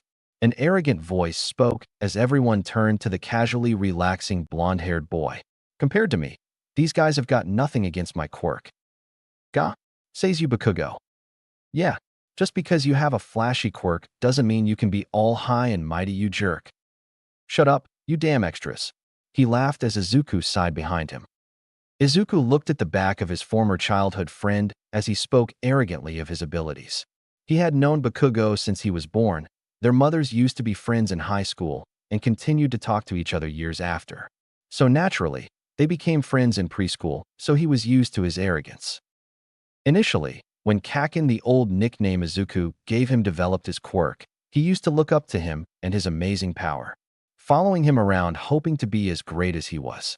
At the time, it didn't matter that he didn't have a quirk so long as he continued his training with his grandfather. But then he suddenly started acting hostile to Izuku, and their friendship splintered off ever since, and the two had a strained relationship. It didn't help when continued to pick on the other kids, and Izuku stepped in to hold them off. Now, the years that he spent training with his grandfather would have obviously made him stronger than Bakugo despite his explosive quirk. But at a young age, he believed that those with powers should only use them to protect the innocent and never harm them. He felt the same with his training. He felt that he should only use it in the direst of circumstances, no matter how much Kaken hurt him. So, seeing as he could withstand Bakugo's quirk, he decided to do what a hero would do and protect those from his arrogance. That's right, Katsuki is applying for UA, right? The teacher asked as he went back to reading from his textbook. Everyone stiffened and gasped at this. UA, but isn't that like one of the hardest hero schools to get into? Yeah, I heard the cutoff rate was 79 this year. That's right, you bunch chattering extras. None of you can compare to me. I aced the mock exam and am more qualified than any of you to get into UA. He jumped up on his desk. And once I graduate, I'll surpass even All Might himself. I'll become the best and richest hero of them all. He bellowed arrogantly with a smile on his face. Oh yeah, Midoriya, you're entering UA too, right? That sentence alone stopped his rant, as everyone turned to the green-haired boy that looked boringly at everyone while giving the teacher, who wasn't paying attention, the stink eye. Seriously, wasn't something like that supposed to be confidential between student and teacher? What kind of second-rate school was this? Oh sure, paint a target on my back, why don't you? Everyone stared before they burst out laughing at the notion. See, for the entire 10 years that the students had known him, he never once developed any sign of a quirk. This day and age, people only ever cared about how flashy another person's quirk was and not about the person as an individual. And seeing as his training with Haki was mostly invisible until he recently attained the second stage, most of them just believed he was quirkless. In the past, Izuku would have been overcome with anxiety and nervousness, seeing as he had no friends at Aldera and tended to spend most of his time training and studying. So he was considered unpopular by everyone. But because he built up confidence within himself and made a true friend in Ochako, he really didn't care what others thought of him, so long as he became a hero. Deku. He instantly moved his books out of the way as a fiery hand slammed into his desk. Thanks to his Haki, he was able to predict it and protect his supplies from damage. He didn't even flinch as Bakugo glared at him, hoping to intimidate the boy into submission. Uffed, fat chance of that happening. What the hell is this? You think you can rub shoulders with someone like me? Get bent. The hero course is no place for a quirkless person like you, he said with a snide voice at the green head, who only looked back blankly at him. First off, please stop setting my desk on fire. I'd rather not have to go through another school year with the smell of burnt desk wood. Second, last time I checked, this is a free country and I have a right to participate in the exam just as much as you. Especially now that they got rid of the quirk rule. Besides, it never hurts to try, right? He asked with a straight face as Bakugo and everyone else just laughed at him. Try? You want to try? Get real, Deku. What the heck can you even do anyway? He resisted using his Haki to prove him wrong as everyone continued to laugh at him. More than you know, Kaken, more than you know. Downtown, near Tatooine Station. Meanwhile, far away, a villain made of pure sludge grabbed a purse from an unsuspecting lady as he ran quickly from the scene, unaware of a skeletal-looking man walking out of a convenience store with drinks and clothes several sizes too big for him. Haha, good luck, losers. Nobody can stop me with my quirk, he yelled as he ran from the scene. He noticed the commotion as everyone called out for a hero. From behind them, steam started to rise from his body as his skinny frame slowly began to bulge and develop into muscles. Have no fear, why? Everyone turned, and even the villain gasped as the man grinned. Because I am here. Aldera Junior High after school.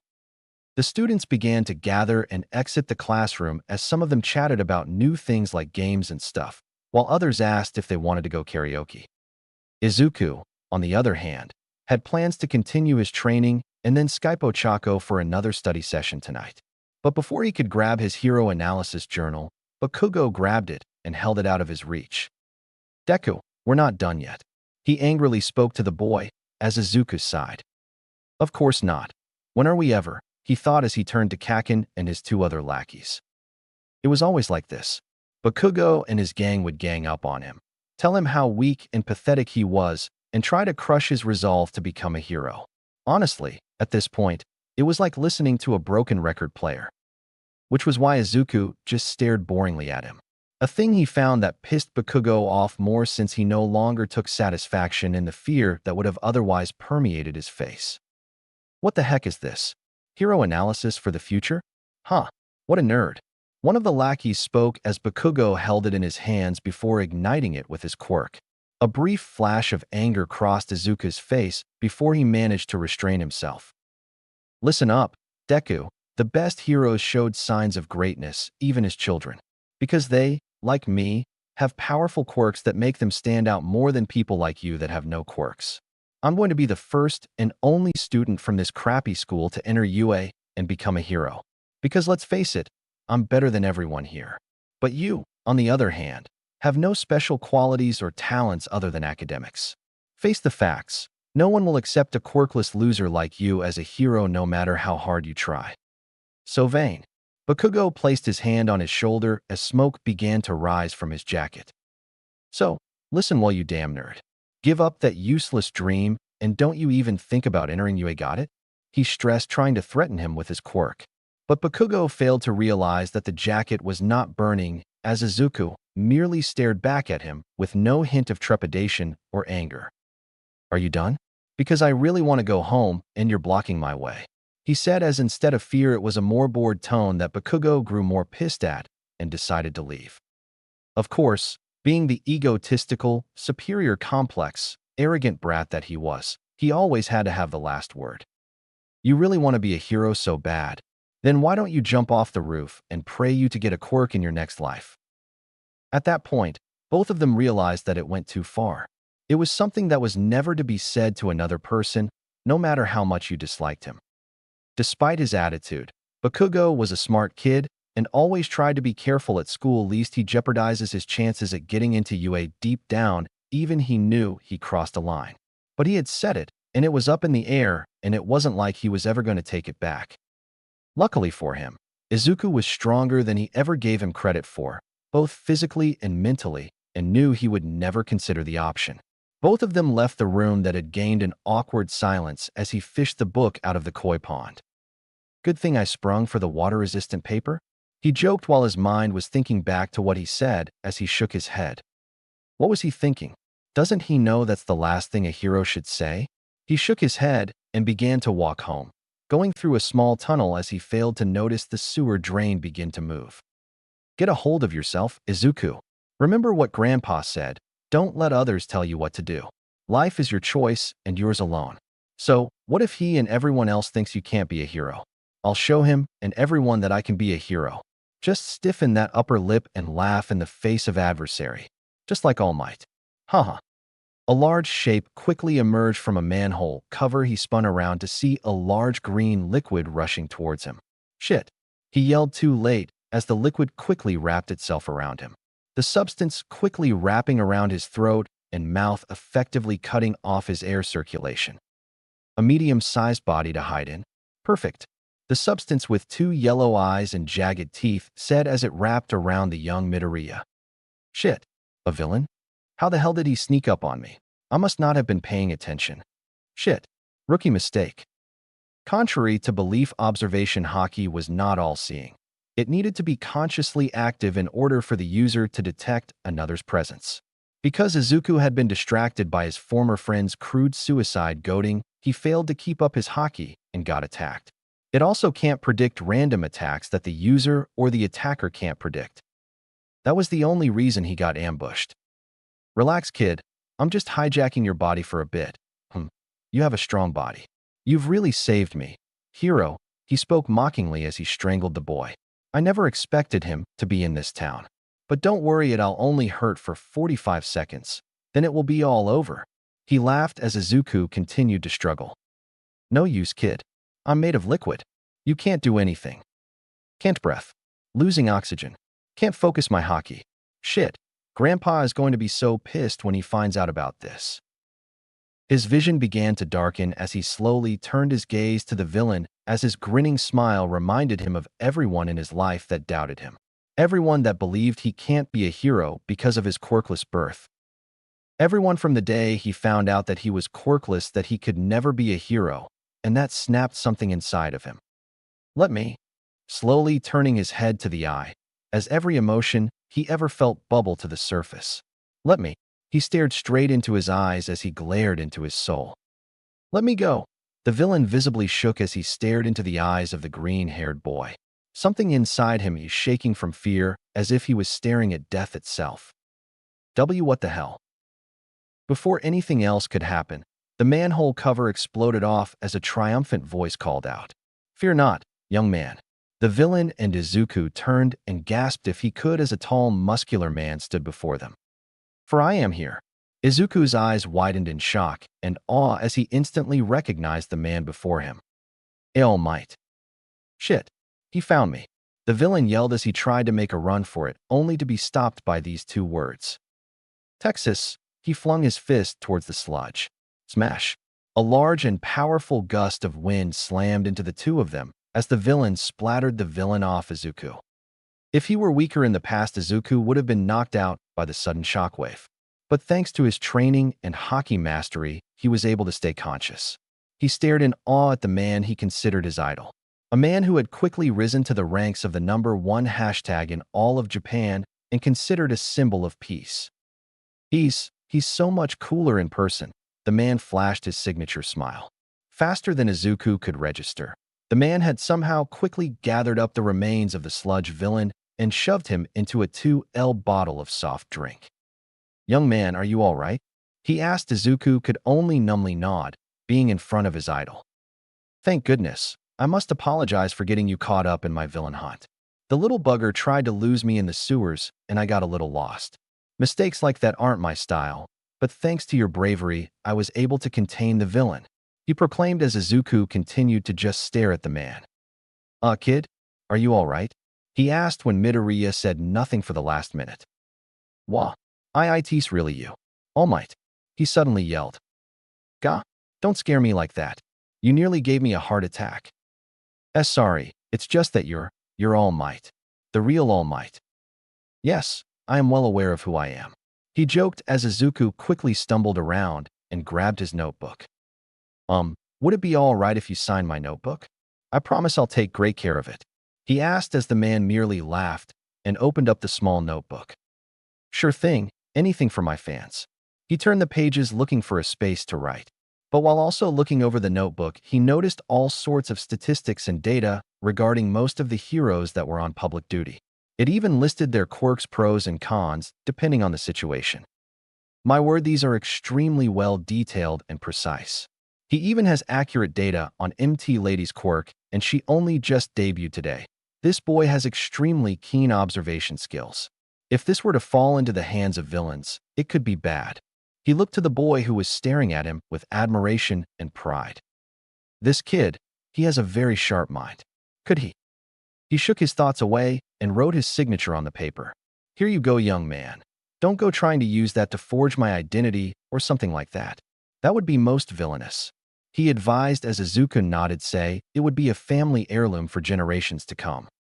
He was so glad Ochako wasn't here, otherwise he'd never hear the end of it. Just as he was about to jump away, a thought had surfaced in Izuku's mind. Something that had been bugging him for the past 10 years he spent training.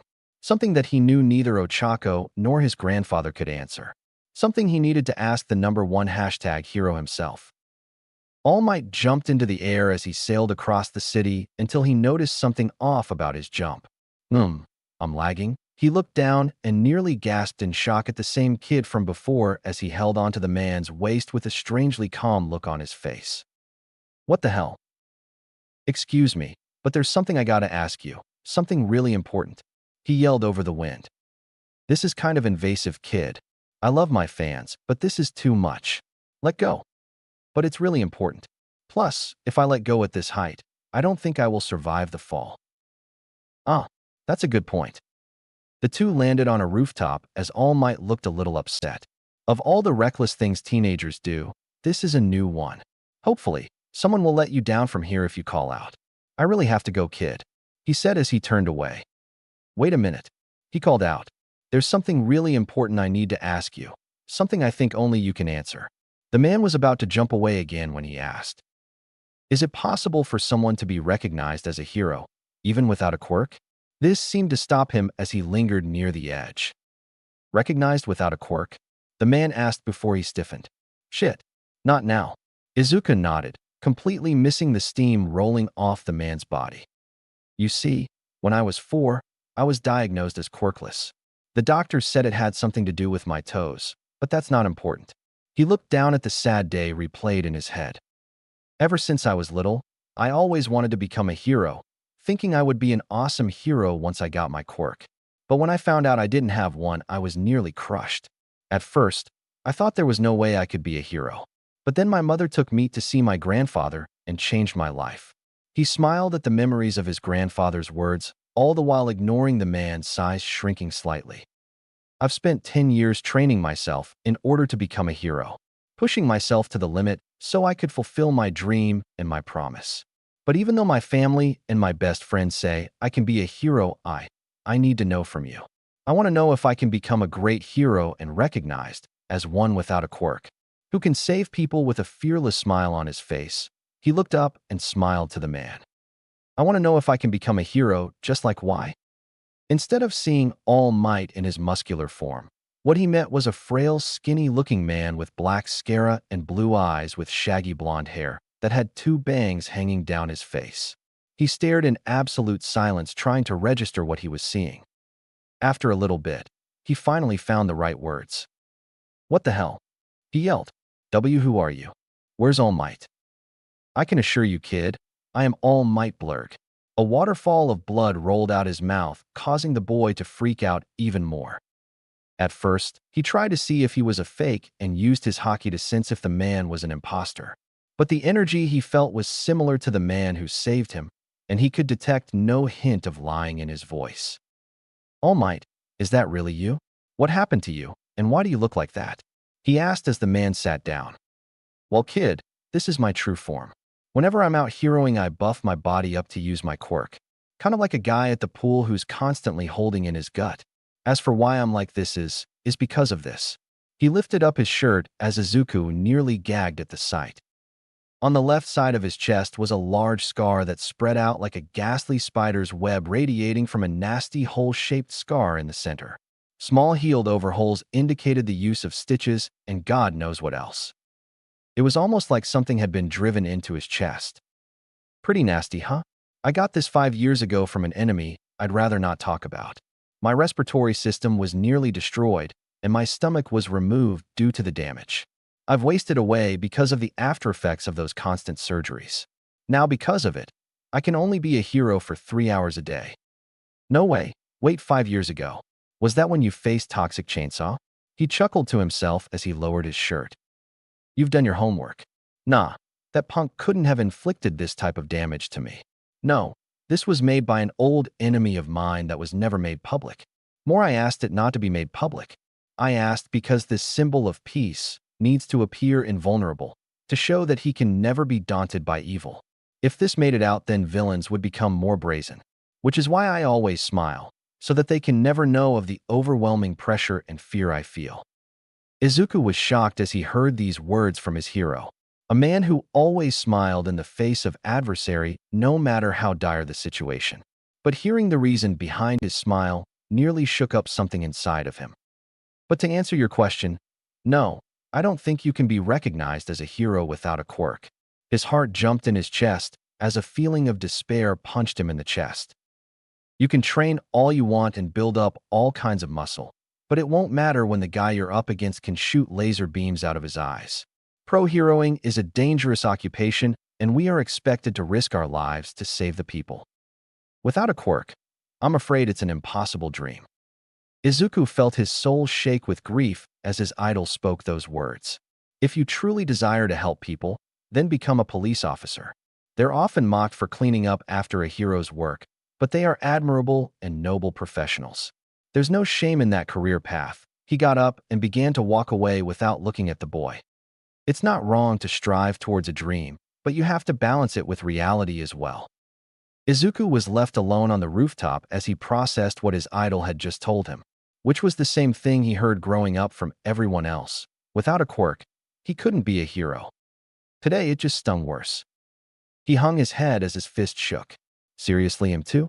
A tear forming in his eye as he tried to hold in all his emotions, but failed as the tears streaked down his face, and he cried for the first time in years. Earlier, Bakugo growled in annoyance as he and his two lackeys were following him home. His mind was still on about Deku and how he wanted to become a hero despite not having a quirk. It wasn't just that he thought it was completely stupid because the damn nerd lacked a quirk, but it was also the fact he wouldn't just give up.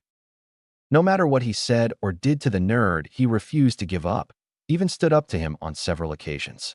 He had no idea when it was that Deku started to backchat him, but it was seriously pissing him off. Stupid fucking Deku. Who the hell does he think he is? He growled while kicking a bottle away. Weren't you a little hard on him today? One of his lackeys said as he pulled out a cigarette. Yeah, I mean you guys grew up together, didn't you? We stopped hanging out when he kept going to visit his grandfather who lives in God knows where. I don't really care, but it's his fault for messing me up. Seeing him so full of stupid dreams like when we were kids just pisses me off. He exploded the can in his hand as they flinched back. And what the hell did I tell you two about smoking around me? If I'm caught with a whiff of that stuff on me, it goes in my permanent record. He yelled to scolding the two until he noticed the absolute terror on their faces. Your body. A voice spoke behind him as a large sludge like being quickly surrounded him. What a powerful quirk you have. Mind if I borrow it? His vision was clouded as all he knew was darkness. Back with All Might. All Might sighed, or rather Toshinori Yagi, as he made his way down the stairs. Today was not a good day. Because of that villain from before and the fanboy, he used up the rest of his 3-hour time limit. Now if there was a danger, he would have to leave it up to the other heroes. Not only that, but now someone else had discovered his secret. Mostly he was just worried that the fanboy would leak his secret online, but there were contingencies in place for that. But something told him he wouldn't do something like that.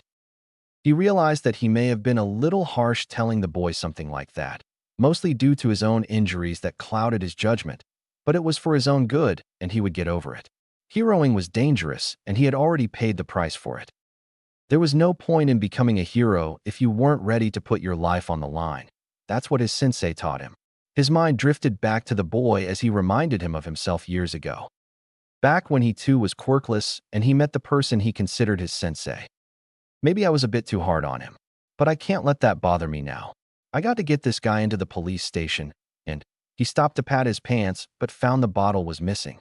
His eyes winded in terror when a large explosion resonated downtown and his heart dropped into his chest. At the same time, Izuku was walking home as he replayed the words his idol had said to him. Now others would have wondered why he didn't mention his abilities in Haki, how with it he could match himself up to a villain. Well, it was because he wanted to test a professional hero's standing on a quirkless civilian joining the hero career. He wanted to see that, even without a quirk or his Haki powers, he could be seen and recognized as a hero people could count on, to save them with a fearless smile on his face. But today had just proven what he had already known. The hero society and the world itself would never recognize him as a hero because of his quirkless nature. It hurt even more when his idol and the reason for him wanting to be a hero told him the same thing. He looked at his hands and he thought about all the training he had done for the past 10 years and wondered if he had just been wasting his time. But then a small memory played in his mind, back when he and Ochako were young, and she said that he was amazing even without a quirk, and he felt his resolve be renewed. He slapped his cheeks and shook his head. What the hell am I thinking? So what if even All Might thinks I can't be a hero? Big whoop. I've had to deal with that sort of crap for all my life, and I didn't let it bother me, so why should it now? He slapped a hand to his chest and grinned. I shouldn't care if Kakin, the world, or even All Might tell me I can't be a hero. I am going to be a hero. I'm going to prove them all wrong, even if I have to do it as a quirkless Deku for the rest of my life. Because one day I'll become the Deku who can do anything. he yelled as he laughed triumphantly. Man, it's a good thing the streets are empty, or that would be embarrassing. Speaking of which, where is everyone? It's 4 p.m., the train streets should be packed by now. He looked around at the deserted streets before he noticed a large gathering near the entrance of the market. He managed to peek his way through as the entire streets were set ablaze. Multiple heroes such as Death Arms, Kamui Wood, Backdraft, and MT Lady were on the scene, but were having difficulty controlling the situation. Man, this must be one tough villain if the pros are having trouble, Izuku questioned as he managed to peek over and gasped when he saw the familiar sludgy shape of the sludge villain from before. That guy? What's he doing here? Did he escape from All Might or? He gasped in realization. Or was it when oh God, it's my fault he escaped? He hissed to himself, completely unaware that not that far from him All Might be in a similar predicament. Shit, I used up my limit. I can't do anything. He grasped at his side where his injury was as he cursed himself. Pathetic, I'm pathetic. Why aren't the heroes doing anything? One of the citizens asked as Izuku turned to him.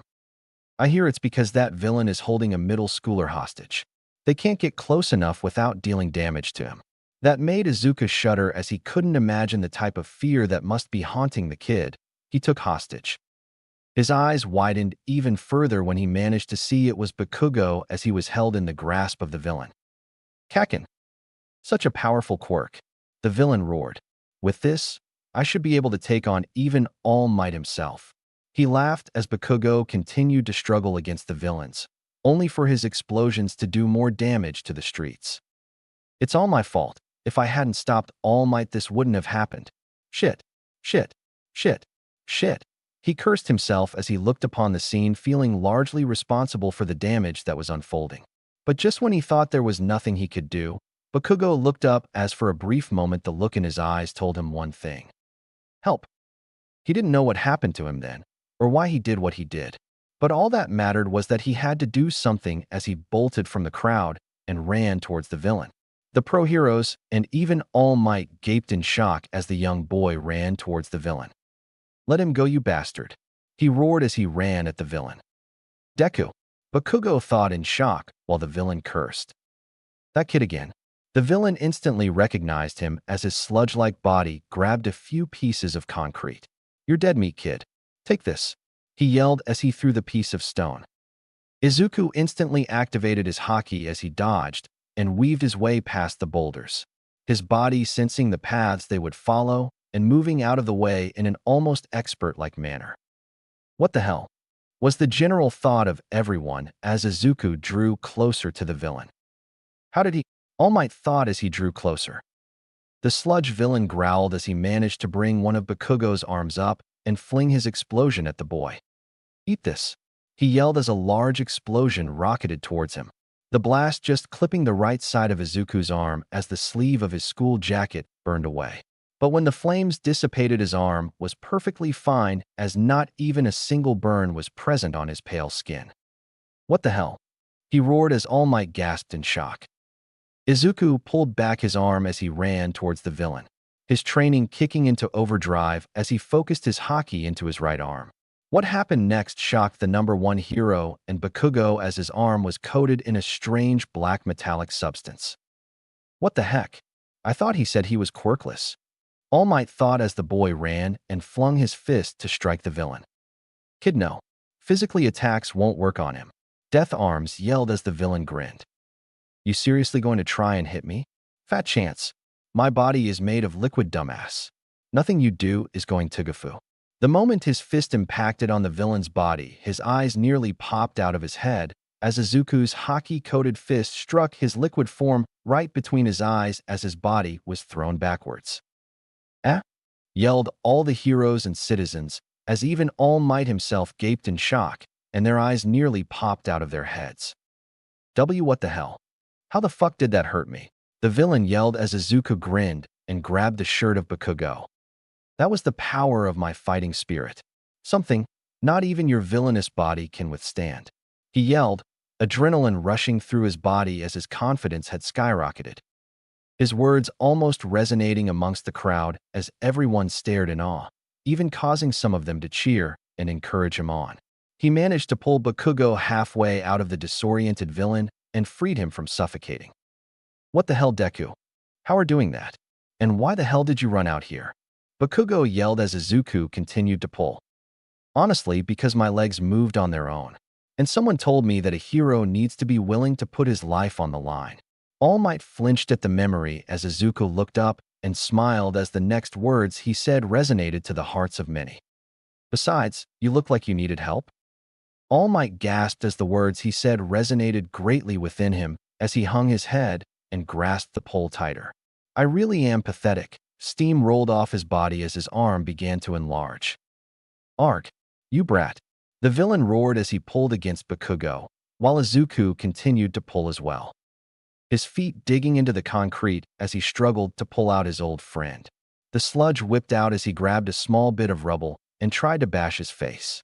But Izuku managed to barely avoid the hit as it scratched just under his eye.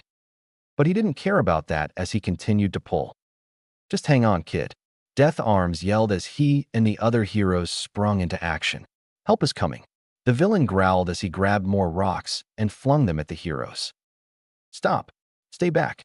He roared as he forced them back, his attention directed solely on Izuku as his friend made quick to grab him.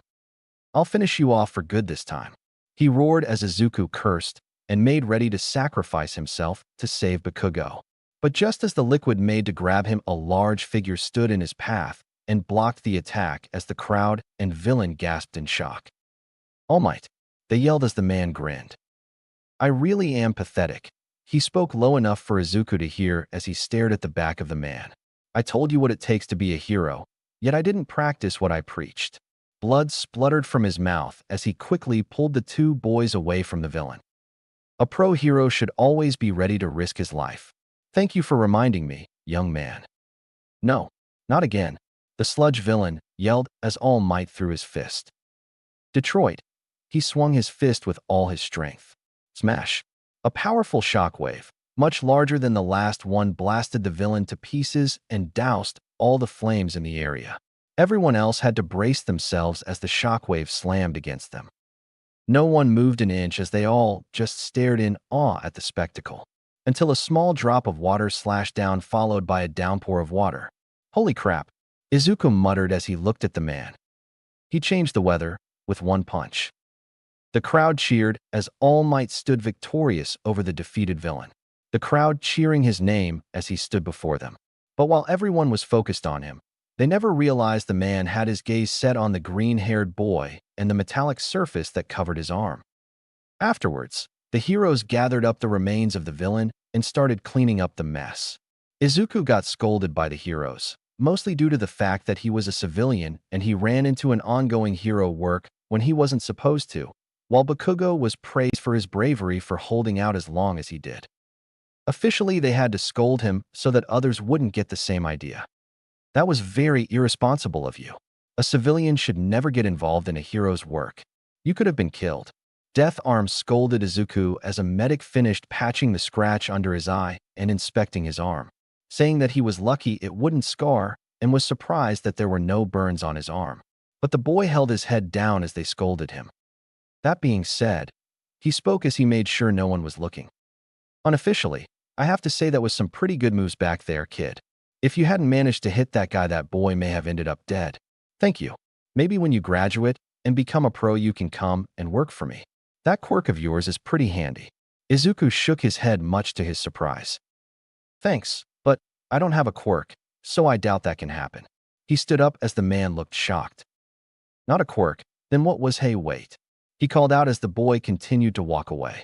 Before he could go after him, the media surrounded him as they questioned him about the boy who rushed in, never realizing that he had already disappeared. Later, close to Izuku's home, Izuku continued to walk home as he thought about what had just happened today.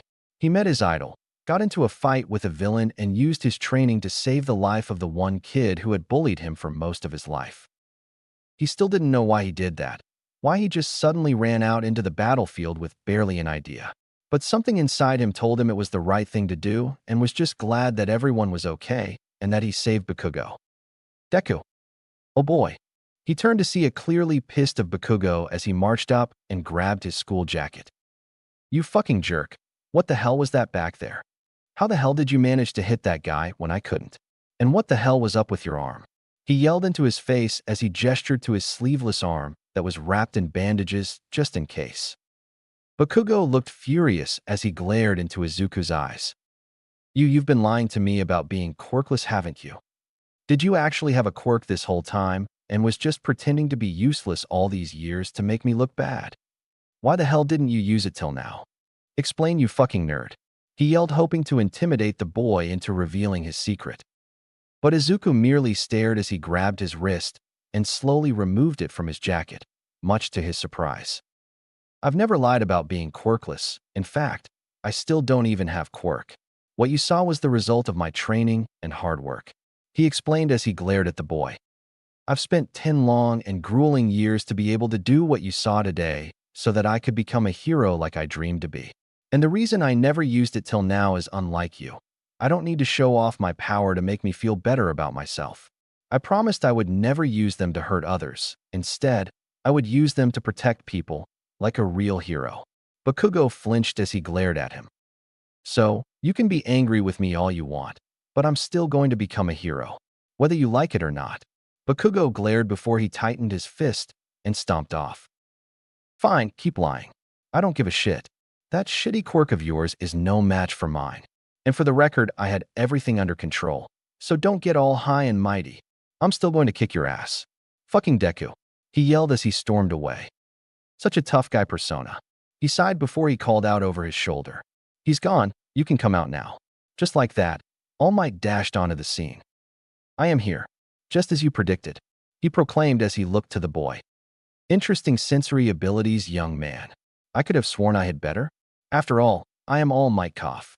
He poofed back to his normal form as Izuku didn't flinch like last time. You all right? Yeah, sorry about that. But anyway, that was some pretty interesting abilities you showed back there. What was that anyway? I thought you said you were quirkless. Did you lie to me or something? He asked with a small amount of accusation in his voice as Izuku shook his head. I didn't lie to you. My abilities just aren't quirk-related. It's a fighting style my grandfather taught me when I was 4 years old. He calls it Haki. Haki. He mouthed the word as Izuku nodded. Yeah, it uses my fighting spirit to coat my attacks in my spirit, I guess you could say, and utilize it as a weapon. With it, my body is physically stronger, my senses become sharper, allowing me to predict my enemy's attacks, and I am able to use it to physically harm another individual by attacking their spirit with my own. It's especially effective against those with intangible or unstable bodies, he explained. Is that how you were able to harm that sludge guy and dodge his attacks? He nodded. But if you could harm him, then why did I have to rescue you back then? He asked as Izuku looked away bashfully. Well, the thing about Haki is if I'm not concentrating, I can't predict another's attacks, or if they are just random acts with no thought. Also, he was cutting off my airflow, which is a necessary key to controlling it. No air, no techniques. All Might nodded. But if you had these powers, then why didn't you tell me? My answer to your earlier question would have been different. Why keep it a secret? Izuku sighed as he looked at his bandaged hand. That's exactly the reason why. I wanted to know if I could be seen as a hero even if I never had my Haki or a quirk. I wanted to know, from you, if there was even a slight possibility that I could be a hero without one. It was a test to see how you would respond. And you said the same thing as everyone else in my life, every time. He looked sadly as All Might hung his head when he realized the kid's reasoning, and he felt ashamed. Kid on. But you know what I realized? All Might blinked as Izuku shook his head. I realized that I shouldn't care what anyone thinks. If everyone just did as they were told, then some of the greatest people on Earth wouldn't have been recognized for his or her great achievements. I decided that if everyone thinks I can't be a hero, then I'll just have to prove them wrong and become one without a quirk. He looked up as determination shone in his eyes. I will always respect you, All Might, more so knowing that you continue being a hero despite your injury and limits. It's something I find truly inspiring, but I'm going to prove you wrong. I'm going to become a hero even if I have to go up against the whole world to do it. He pointed a finger to the sky. Because I made a promise to myself and a dear friend of mine years ago, that I will become a hero. Because my name is Izuku Midoriya, and one day it will be the Deku who can do anything. he proclaimed as All Might listened to his every word and felt something stir within him and grinned. He's the one. Izuku blushed a little before bowing. Anyway, I'm sorry I got in the way of your heroing and let the monster escape. I promise it will never happen again, and I hope to see you again one day in the future. Goodbye. He started to turn around. Wait, kid, he called out as the boy stopped. There is a reason I came looking for you. Both to thank you, revise something I said earlier, and offer you a proposal. He looked confused as All Might stared into his eyes. If you hadn't jumped into action, if you hadn't told me your life story, I would have just been another bystander on the street, and that Bakugo kid would have been done for. Then all my words would have been empty and insincere. Thank you for reminding me what it means to be a hero. Izuku stared in awe before shaking his head. And no, you don't have to apologize. Like I said, it was my fault he got away. All I really did was get in your way. No, to be truthful, out of everyone there, you were the bravest of us all. You acted when no one else could and saved the life of that young boy. Truly, you spurred me into action. Izuku stared in awe as the man grinned to him. Do you want to know something about the greatest heroes that existed? They showed signs of greatness because they all claimed that in times of turmoil, their bodies just moved on their own. Which is what I'm guessing happened to you, right? He felt his heart beat in his chest as he nodded. I thought so. Kid, I wanted to let you know, his heart beat faster as he felt tears forming in his eyes. That you can be a hero. At that moment, Izuku felt something insanely similar to what he felt with his grandfather and Ochako years ago. A feeling that he still couldn't describe but cherished because it gave him hope. If he could describe it in one word, it would be happy. Happy that even his idol thought he could be a hero. Thank you, All Might.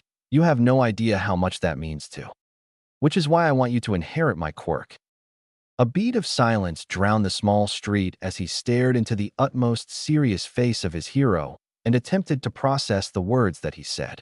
He blinked, he cleared his ear, and even shook his head to check if he heard him wrong.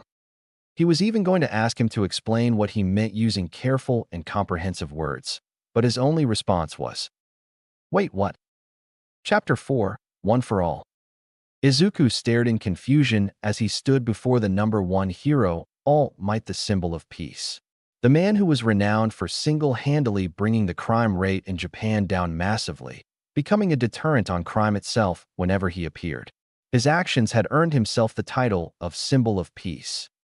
Not only that, but a few hours ago he was saved by the legendary hero himself and even assisted him in the battle of the sludge villain. The man then went on to tell him, after initially telling he couldn't, that he could, in fact, be a hero because of his bravery. It was something like this that Izuku should be focusing on, however. You want me to what? He stared in shock as the man nodded his head. I want you to inherit my quirk. What part of that didn't you understand? Oh, I don't know, maybe the whole inheriting thing. What kind of a question is that?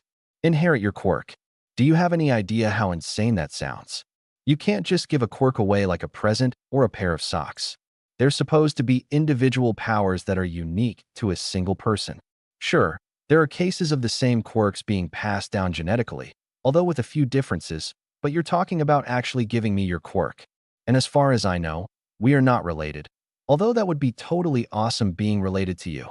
And not in a weird way, and it's impossible because I know who my father is. But then again, I haven't seen him in 10 years and blah, blah, blah, blah. He trailed off into a mutter as All Might just stared perplexed. Kid, I think you're overthinking this whole thing. He didn't hear him as he sighed. Knock it off already.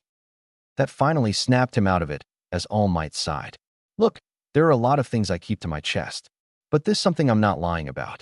A lot of the time the media tries to guess what my power is, thinking I have super strength or power boost. But I managed to avoid those questions and keep my quirk a secret. He looked up to the sky as his hand stretched to the sky. Because it would do no good if they discovered that the number one #hero was born quirkless. Izuku gasped and stared at the man. You were quirkless too? He nodded. Yeah, since you told me the truth of your power, and because of what I said before, I feel like I owe you the truth. Yes, I too was born quirkless, until I met someone that changed my life around. She gave me this power in order to save the lives of the innocent and protect this fragile world. It is the ability to transfer this quirk to another individual. He held out his hand as it almost seemed to shine. The power I have is called One for All. One for all, like the Three Musketeers quote. All Might nodded as he chuckled at that. Yes, see how it works is that it started off as one power, and then that power was transferred to another. The new user cultivated that power and passed it on to another. This process was repeated several times over the past 100 years. Each time it was passed on, it became stronger. It is a crystalline networking power that gives me the power to save those that cry out in fear. I am the 8th user of this power, and now, I hope you will become the 9th. But, why are you giving it to me? Surely you must have had someone else in mind before me? Yes, there were others that I considered or were recommended to me. But honestly, you were braver than any of those heroes that were out there today. Braver than even me, someone I believe is worthy to inherit this power. You embody the very virtue of heroism and self-sacrifice that I believe makes a great hero. He looked down as he grasped at his side. But also, I won't be able to do this forever. He gestured to his frail and injured body.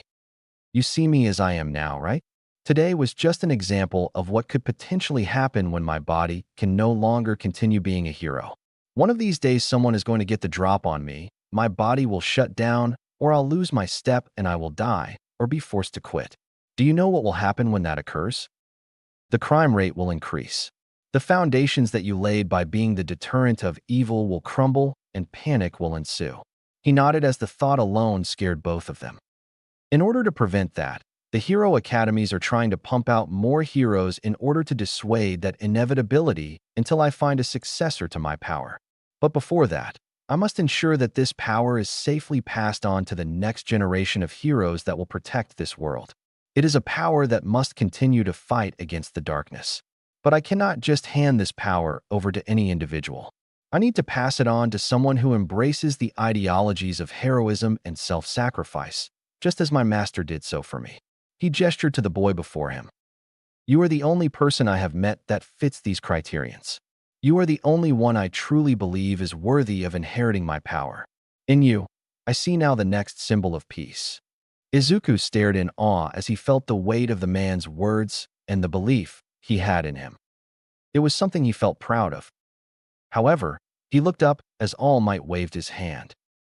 You don't have to take this power if you don't want to. You just said before that you would prove me wrong and become a hero without one. I'll take no offense and find someone else. I just wanted to offer you the same chance I was given because I believe that you are the one that I can entrust this power to, but it is your choice, young Midoriya. Izuku took a moment to ponder as he weighed the options before him. One for all, a quirk that was passed down from one hero to another, getting stronger as each generation cultivates it. That kind of power would surely help him along his path to be a hero. It would go against everything he had stood for. But at the same time, it was also everything he wanted to be. A quirk that was the same as his idol. Not only that, but All Might felt that he was worthy to inherit such a power. Him of all people. Initially, he had planned to continue his Haki training and become a hero without a quirk, to prove to everyone who ever doubted him wrong, that even someone without a quirk like him could become a hero. But on the other hand, he also considered what All Might had told him and what would happen if he was no longer around, and how he was deemed worthy of becoming the next symbol of peace. There were no doubts that there would be many risks and problems that would come from inheriting this type of power. Villains that wanted his head, disasters he would be expected to avert, and lives that would be depending on him to save them with a smile. It was everything that he wanted to be a hero, and he doubted for a moment that he wouldn't be able to live up to such an expectation. But then he thought what a true hero would do. A true hero would take on this responsibility, this power that protected the weak and helpless, and use it for good, to ease the burden of the man that had done so much for the world without complaint, and reassured him that he would carry on his legacy and protect the order he created. He knew his answer. Yes, I'll do it. I'll inherit your quirk and become the next symbol of peace. All Might smiled. Thank you, young man. Meanwhile, Mie Prefecture Uraraka residence.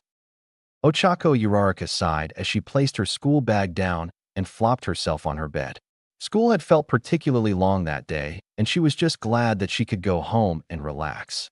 Of course, She still had her training to do, plus the study session she planned with Izuku later that night, but even she needed to relax every once in a while. She looked over to the side of her bed as she focused on a small picture frame that sat on the bedside table. The photo was that of a young Ochako and a young Izuku, as they both wore their training uniforms outside his grandfather's dojo.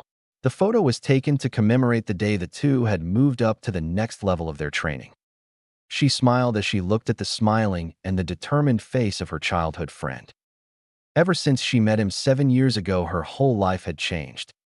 Her family was becoming more well off, not enough to make them rich, but enough to live more comfortably. She was taking her hero training more seriously more than she did before, and she had managed to gain more control over her quirk thanks to his analysis and suggestions. She honestly never thought that all these would happen if she hadn't been saved by the green-haired wannabe hero. But whatever the case was, she was happy that they met that day. Oh, speaking of which, she looked at the clock on the wall. It's almost time for us to chat. She ruffled in her bag for her phone. Strange. Normally he would have called me first. Must have got caught up watching a hero's work again. That otaku, she chuckled and checked the news feed. Images of All Might appeared as he vanquished the sludge villain. Today, the famous #1 hero All Might successfully defeated a powerful villain near the Tatooine station in Mizudafu. The villain, now identified as Sludge Man, was taken into custody shortly after and is being held at Tartarus. The news reporter said as she perked up at the area. Oh, something about All Might in his area. He would definitely be all over that. She watched the news. Several heroes were already in combat with the villain when he had taken a local middle schooler as a hostage identified as Katsuki Bakugo, who possessed a powerful explosive-based quirk. The explosive fire and hostage situation made it difficult for the heroes to intervene. Explosive? That sounds like the boy Deku was talking about. Kakin, she thought to herself as she watched the news. For a time, it seemed that the heroes couldn't do anything until a bystander rushed out onto the scene. Bystander? She had a bad feeling in her stomach as she watched the news. Another local middle schooler apparently rushed onto the scene, despite the warnings of the pro-heroes. The images then showed a green-haired boy rushing past the crowd as Ochako's eyes widened in shock. Deku-kun, she screeched as she watched him run. The middle schooler, now identified as fellow middle schooler Izuku Midoriya, rushed onto the scene and managed to physically harm the villain with an unidentified quirk. His actions were apparently enough to stop the hostage from choking until All Might saved the day. The official statements from the heroes at the scene have advised civilians not to interfere in ongoing hero work.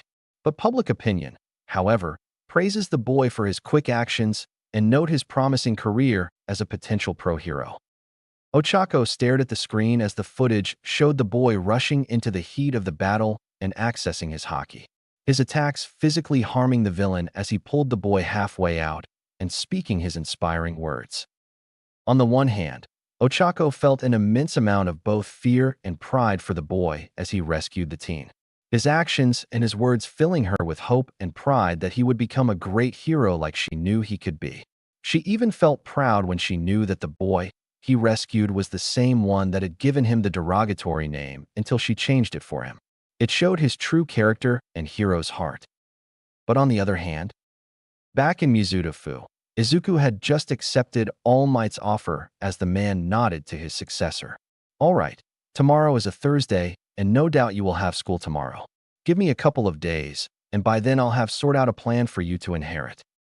A phone call is here. A phone call is here. Both stopped as they instantly reached for their phones. Both took a blinking look as Izuku embarrassingly held up his phone. Sorry, it's mine, he said as the man chuckled at the ringtone he chose, even though it was the same one he had. Yurikin? He sounded surprised as he looked at the ID. Yurikin? A childhood friend of mine. Her name's Ochako Uraraka, but I just call her Yurikin for short. Sorry, this will only take a minute, he explained as All Might nodded, and he answered. Hello? Deku-kun. Both men flinched at the loud voice that sprung out of the speakers as the physical word of Deku went straight through his ears, while All Might clutched his heart and sputtered blood out of his mouth. Shiite, why are these kids trying to give me a heart attack? Deku-kun, I just saw you on the news. Are you okay? Did you get hurt? Are you hurt? What the heck happened over there? His ears still rung as the desperate sound of his childhood friend's concern continued to roll out of the speaker. She sounds concerned. All Might jested while cleaning his ear as Izuku nodded. You have no idea, he muttered before bringing his attention back to the phone. Yurikin, yes, I'm okay. I was just on my way home when I got caught up in the incident. Nothing major and nothing I couldn't handle. Are you sure?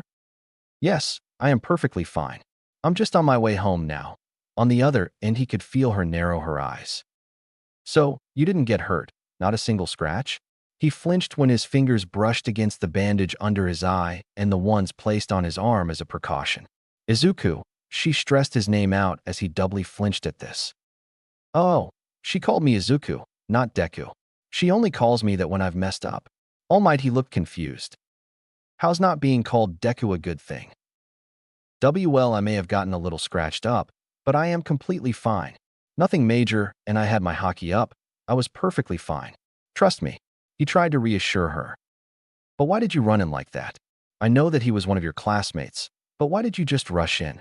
What were you thinking? She asked as he sighed. It's because it was my fault the villain was there in the first place. I got in the way of a hero's work and the villain escaped. And when I saw that Kakin was taken hostage, my body moved before I could think because it knew I had to do something to make it right. I knew it was risky and I knew that I should have just waited for another hero, but someone told me that a hero has to be willing to put his life on the line to save others. If I couldn't do that, then I would have no right to try and be a hero. I'm sorry I made you worry. All Might smiled slightly behind him as he knew that this boy was the right choice to become his successor and inheritor of One for All.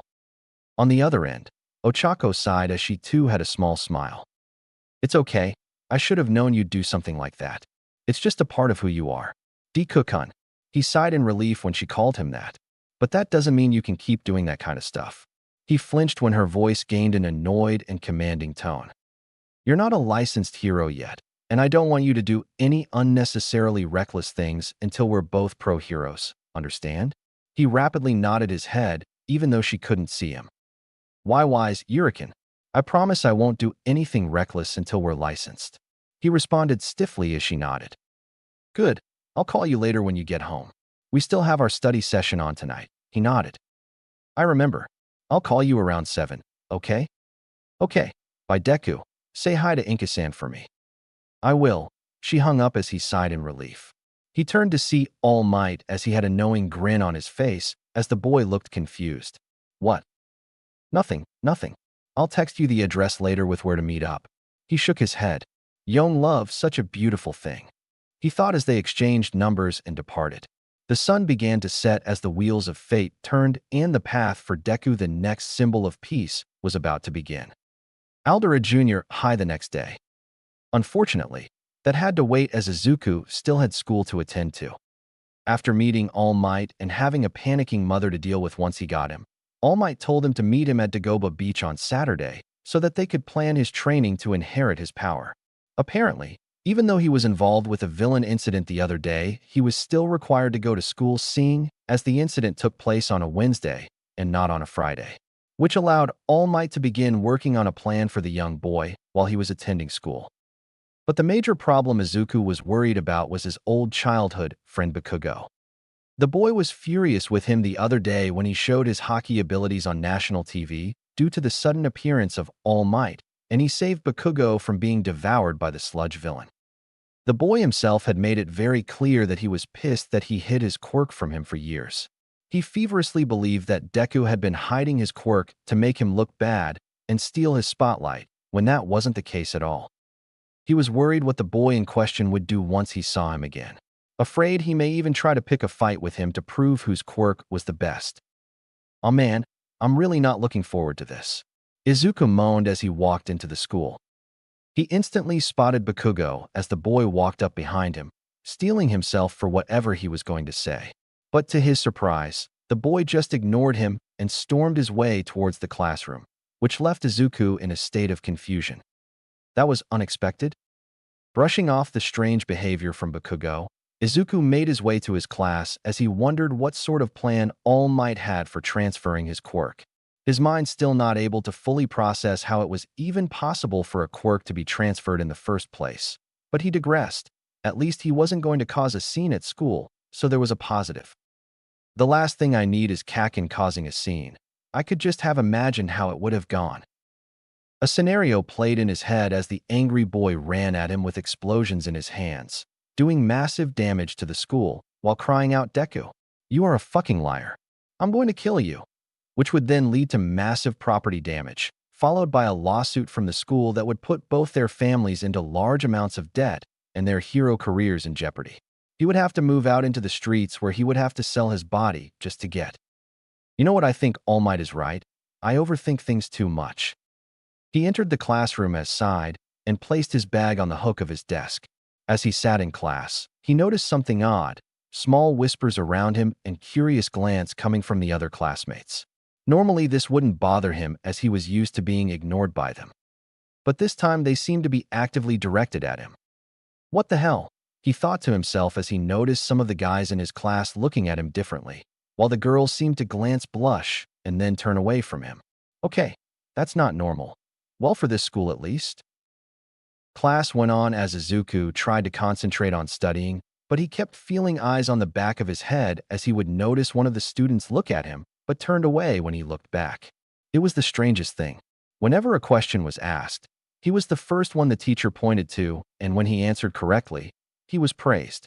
When he had to take some paper to the teacher's office, some of the other students offered to help.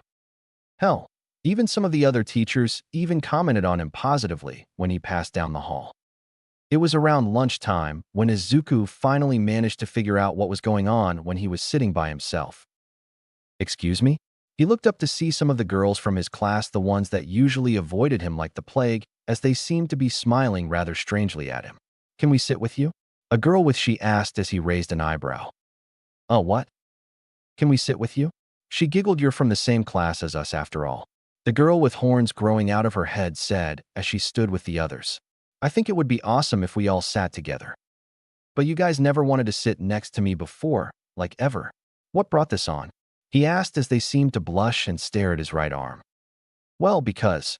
She never got to finish when one of the other students, a large guy with a flat-top hairstyle, bulked up and slammed his hand on the lunchroom table, nearly cracking the whole thing with his brute strength. Luckily, Izuku managed to save his food before it was crushed. Now he could have easily avoided him, but honestly, he needed to know what the hell was going on.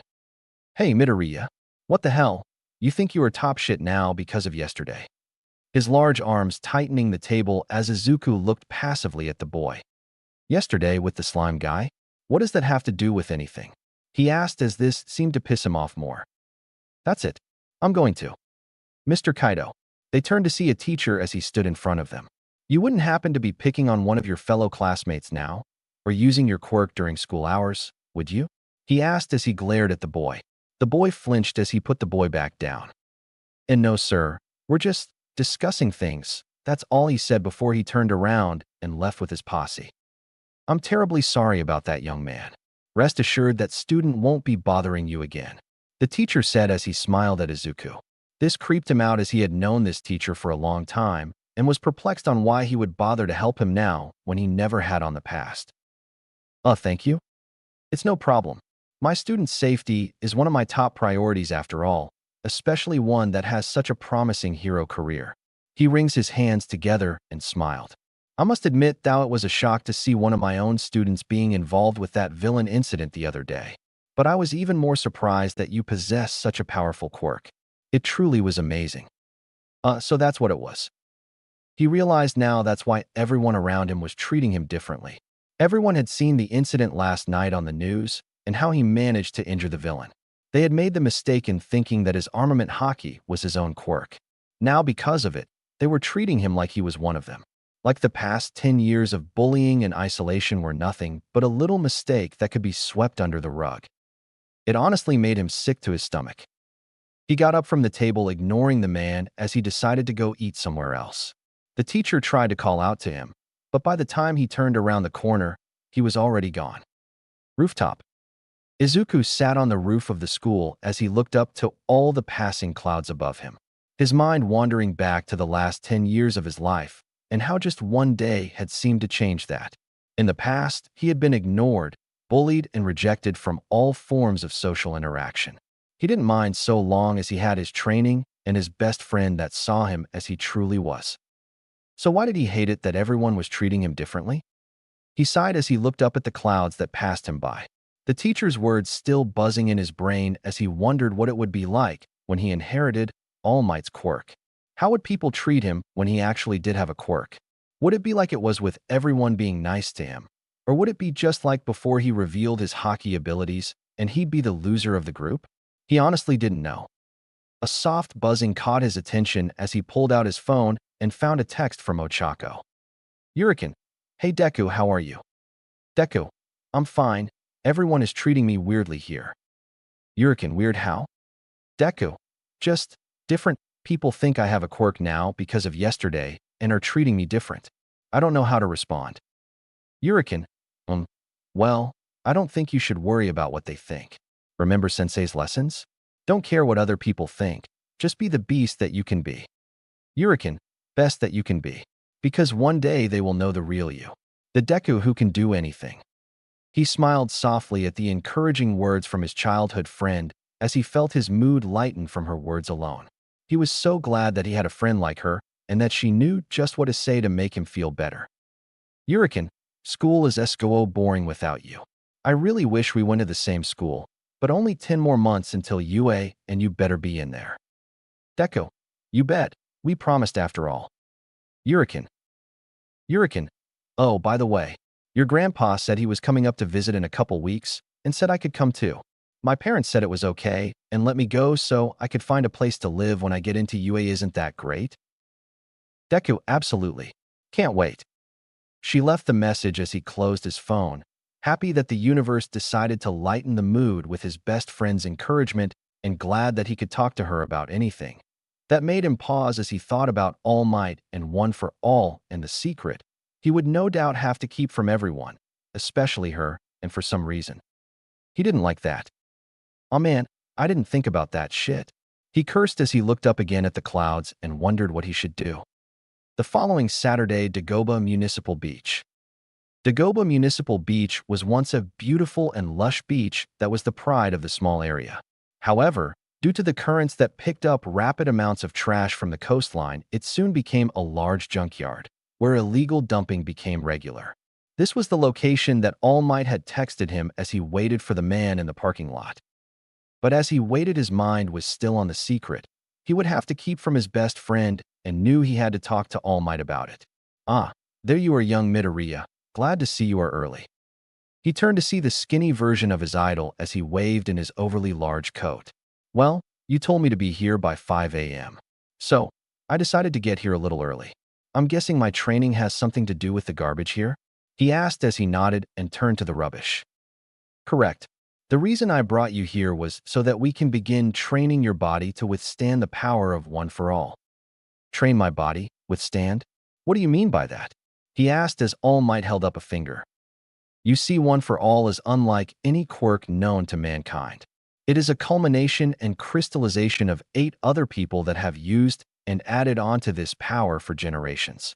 A normal body that suddenly inherited this kind of power won't be able to handle the strain. A mental image appeared to him as a silhouette of Izuku's body was ripped apart. An untrained body would be ripped apart, and your limbs would more than likely explode off your body. My limbs would what? One for All is a powerful quirk. If you're not ready, it can kill you, he told the boy as he gulped.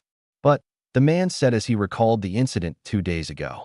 You told me that you spent 10 years training your body, correct? He asked as the boy nodded. Can you do me a favor and take off your shirt? You know that's not something a grown adult should say to a minor, right? All Might coughed up blood as he laughed. I guess you're right. He wiped the blood off his lips as he looked seriously at the boy. But seriously, I need to see if your body is already suitable to handle One for All.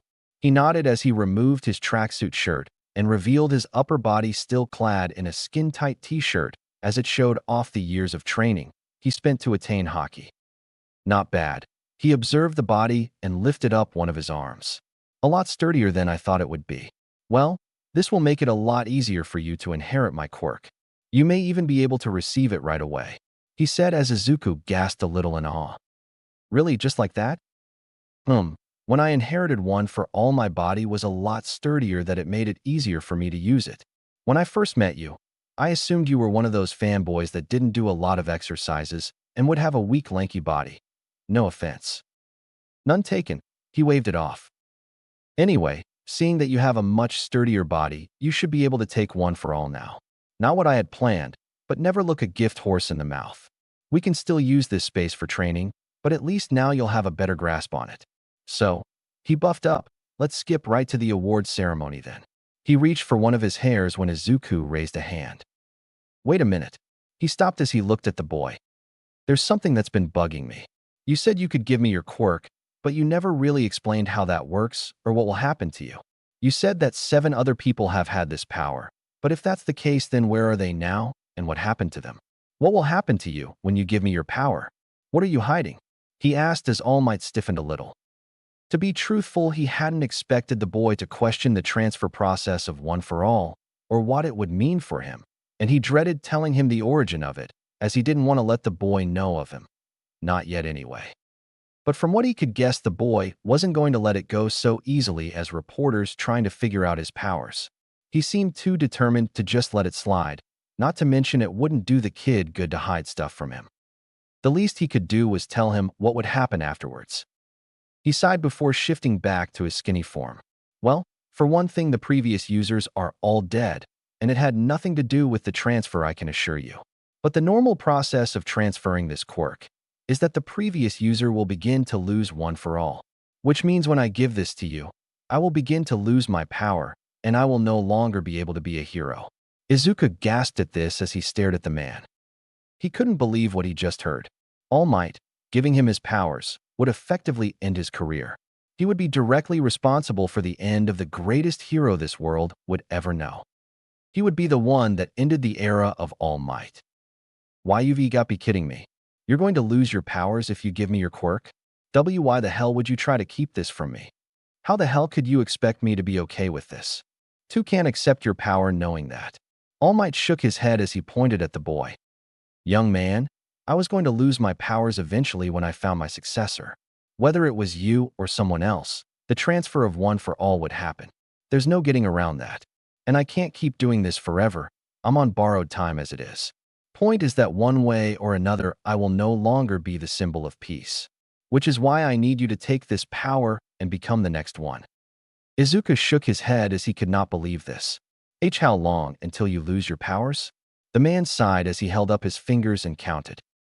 If I'm careful and not overexert myself, I could last maybe a year, 2 if I'm lucky. But when I give this to you, my powers will begin to dip daily. Knowing that you have a stronger body means that it will start to drop soon. But at least this way you'll be able to master it more before you get into UA, that is the school you're applying for, right? Despite this, he nodded.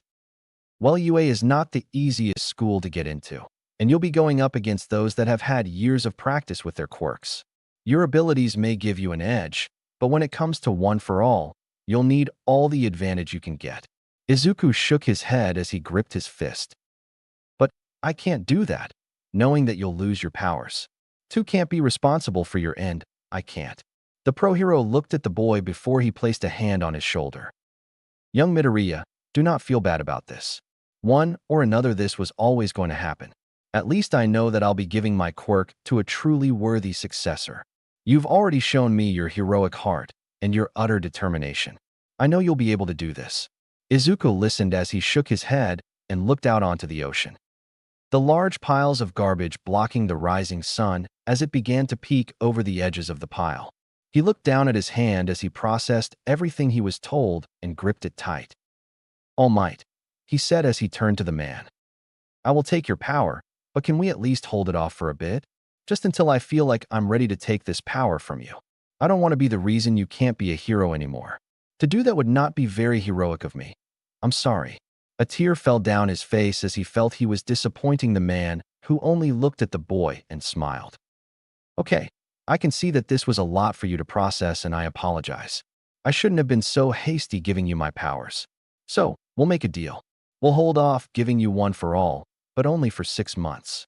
I at least want you to have a firmer grasp of it before the UA entrance exam. He wiped the tear from his face as he pointed. Make it 7. He chuckled a little at this. Deal. They both shook their hands as the man coughed. Well then, seeing as you won't be taking in my powers just yet and factoring in your body, I'll have to edit my plans for you. Plans? The man smirked as he bulked up and pulled out a sheet of paper. This, my aim to pass, American Dream Plan. He slapped the paper as he read over the plan. Whoa, you really planned everything, even when I sleep. I'm not going to lie to you, boy.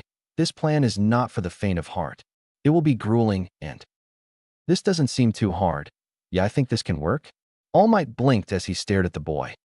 Huh, what do you mean this isn't hard? Izuku smiled as he shook his head. Sorry, I didn't mean to insult your work, but this kind of stuff I did when I was a kid. My grandfather used to put me through all kinds of training in order to get me to awaken my Haki. Back when I was 5, he once threw me down a bottomless ravine and ordered me to climb back up. A small Izuku could be seen screaming as he fell down the ravine. And then there was that time he threw me into the forest for a whole night to see if I could survive. A small Izuku was thrown into the forest screaming as angry eyes glared from the darkness. And that one time he tied balloons around me and sent me into the sky until I thought of a way to get back down. Once again, a screaming child Izuku could be seen floating up into the air as several balloons were tied around his waist. But honestly, it wasn't that bad. It definitely helped me get stronger and allowed me to think of new and inventive ways to survive. Honestly, the stuff you wanted me to do seems like a walk in the park compared to that. He laughed with a bright smile. All Might just looked on in shock as he stared at the boy like he grew a second head. Kid, any one of those situations could be misinterpreted as child abuse. He thought as he stared at the boy. Anyway, sounds like I need to edit this plan and come up with a new one, factoring in both your abilities and your body. But the main point is for you to clean this beach. He gestured to the large piles before he grabbed the top of a fridge. Think of it as the starting point for your career as a hero by helping the community. Back in the day, heroes used to do things like this before it all became about popularity and fame. This will remind you about the roots of hero work and why it must never be forgotten. He smashed the fridge flat as the sun shone behind him. Izuku stared in awe before he nodded and slammed his fists together as one arm was coated in Haki. All right, let's do it, sensei, he proclaimed as the man nodded, and they began to train and prepare for the day that Izuku would inherit One for All and start his path on becoming the next symbol of peace. However, he knew that eventually, he would have to talk to the man about his best friend and the secret he had to share with her. He just hoped he would understand.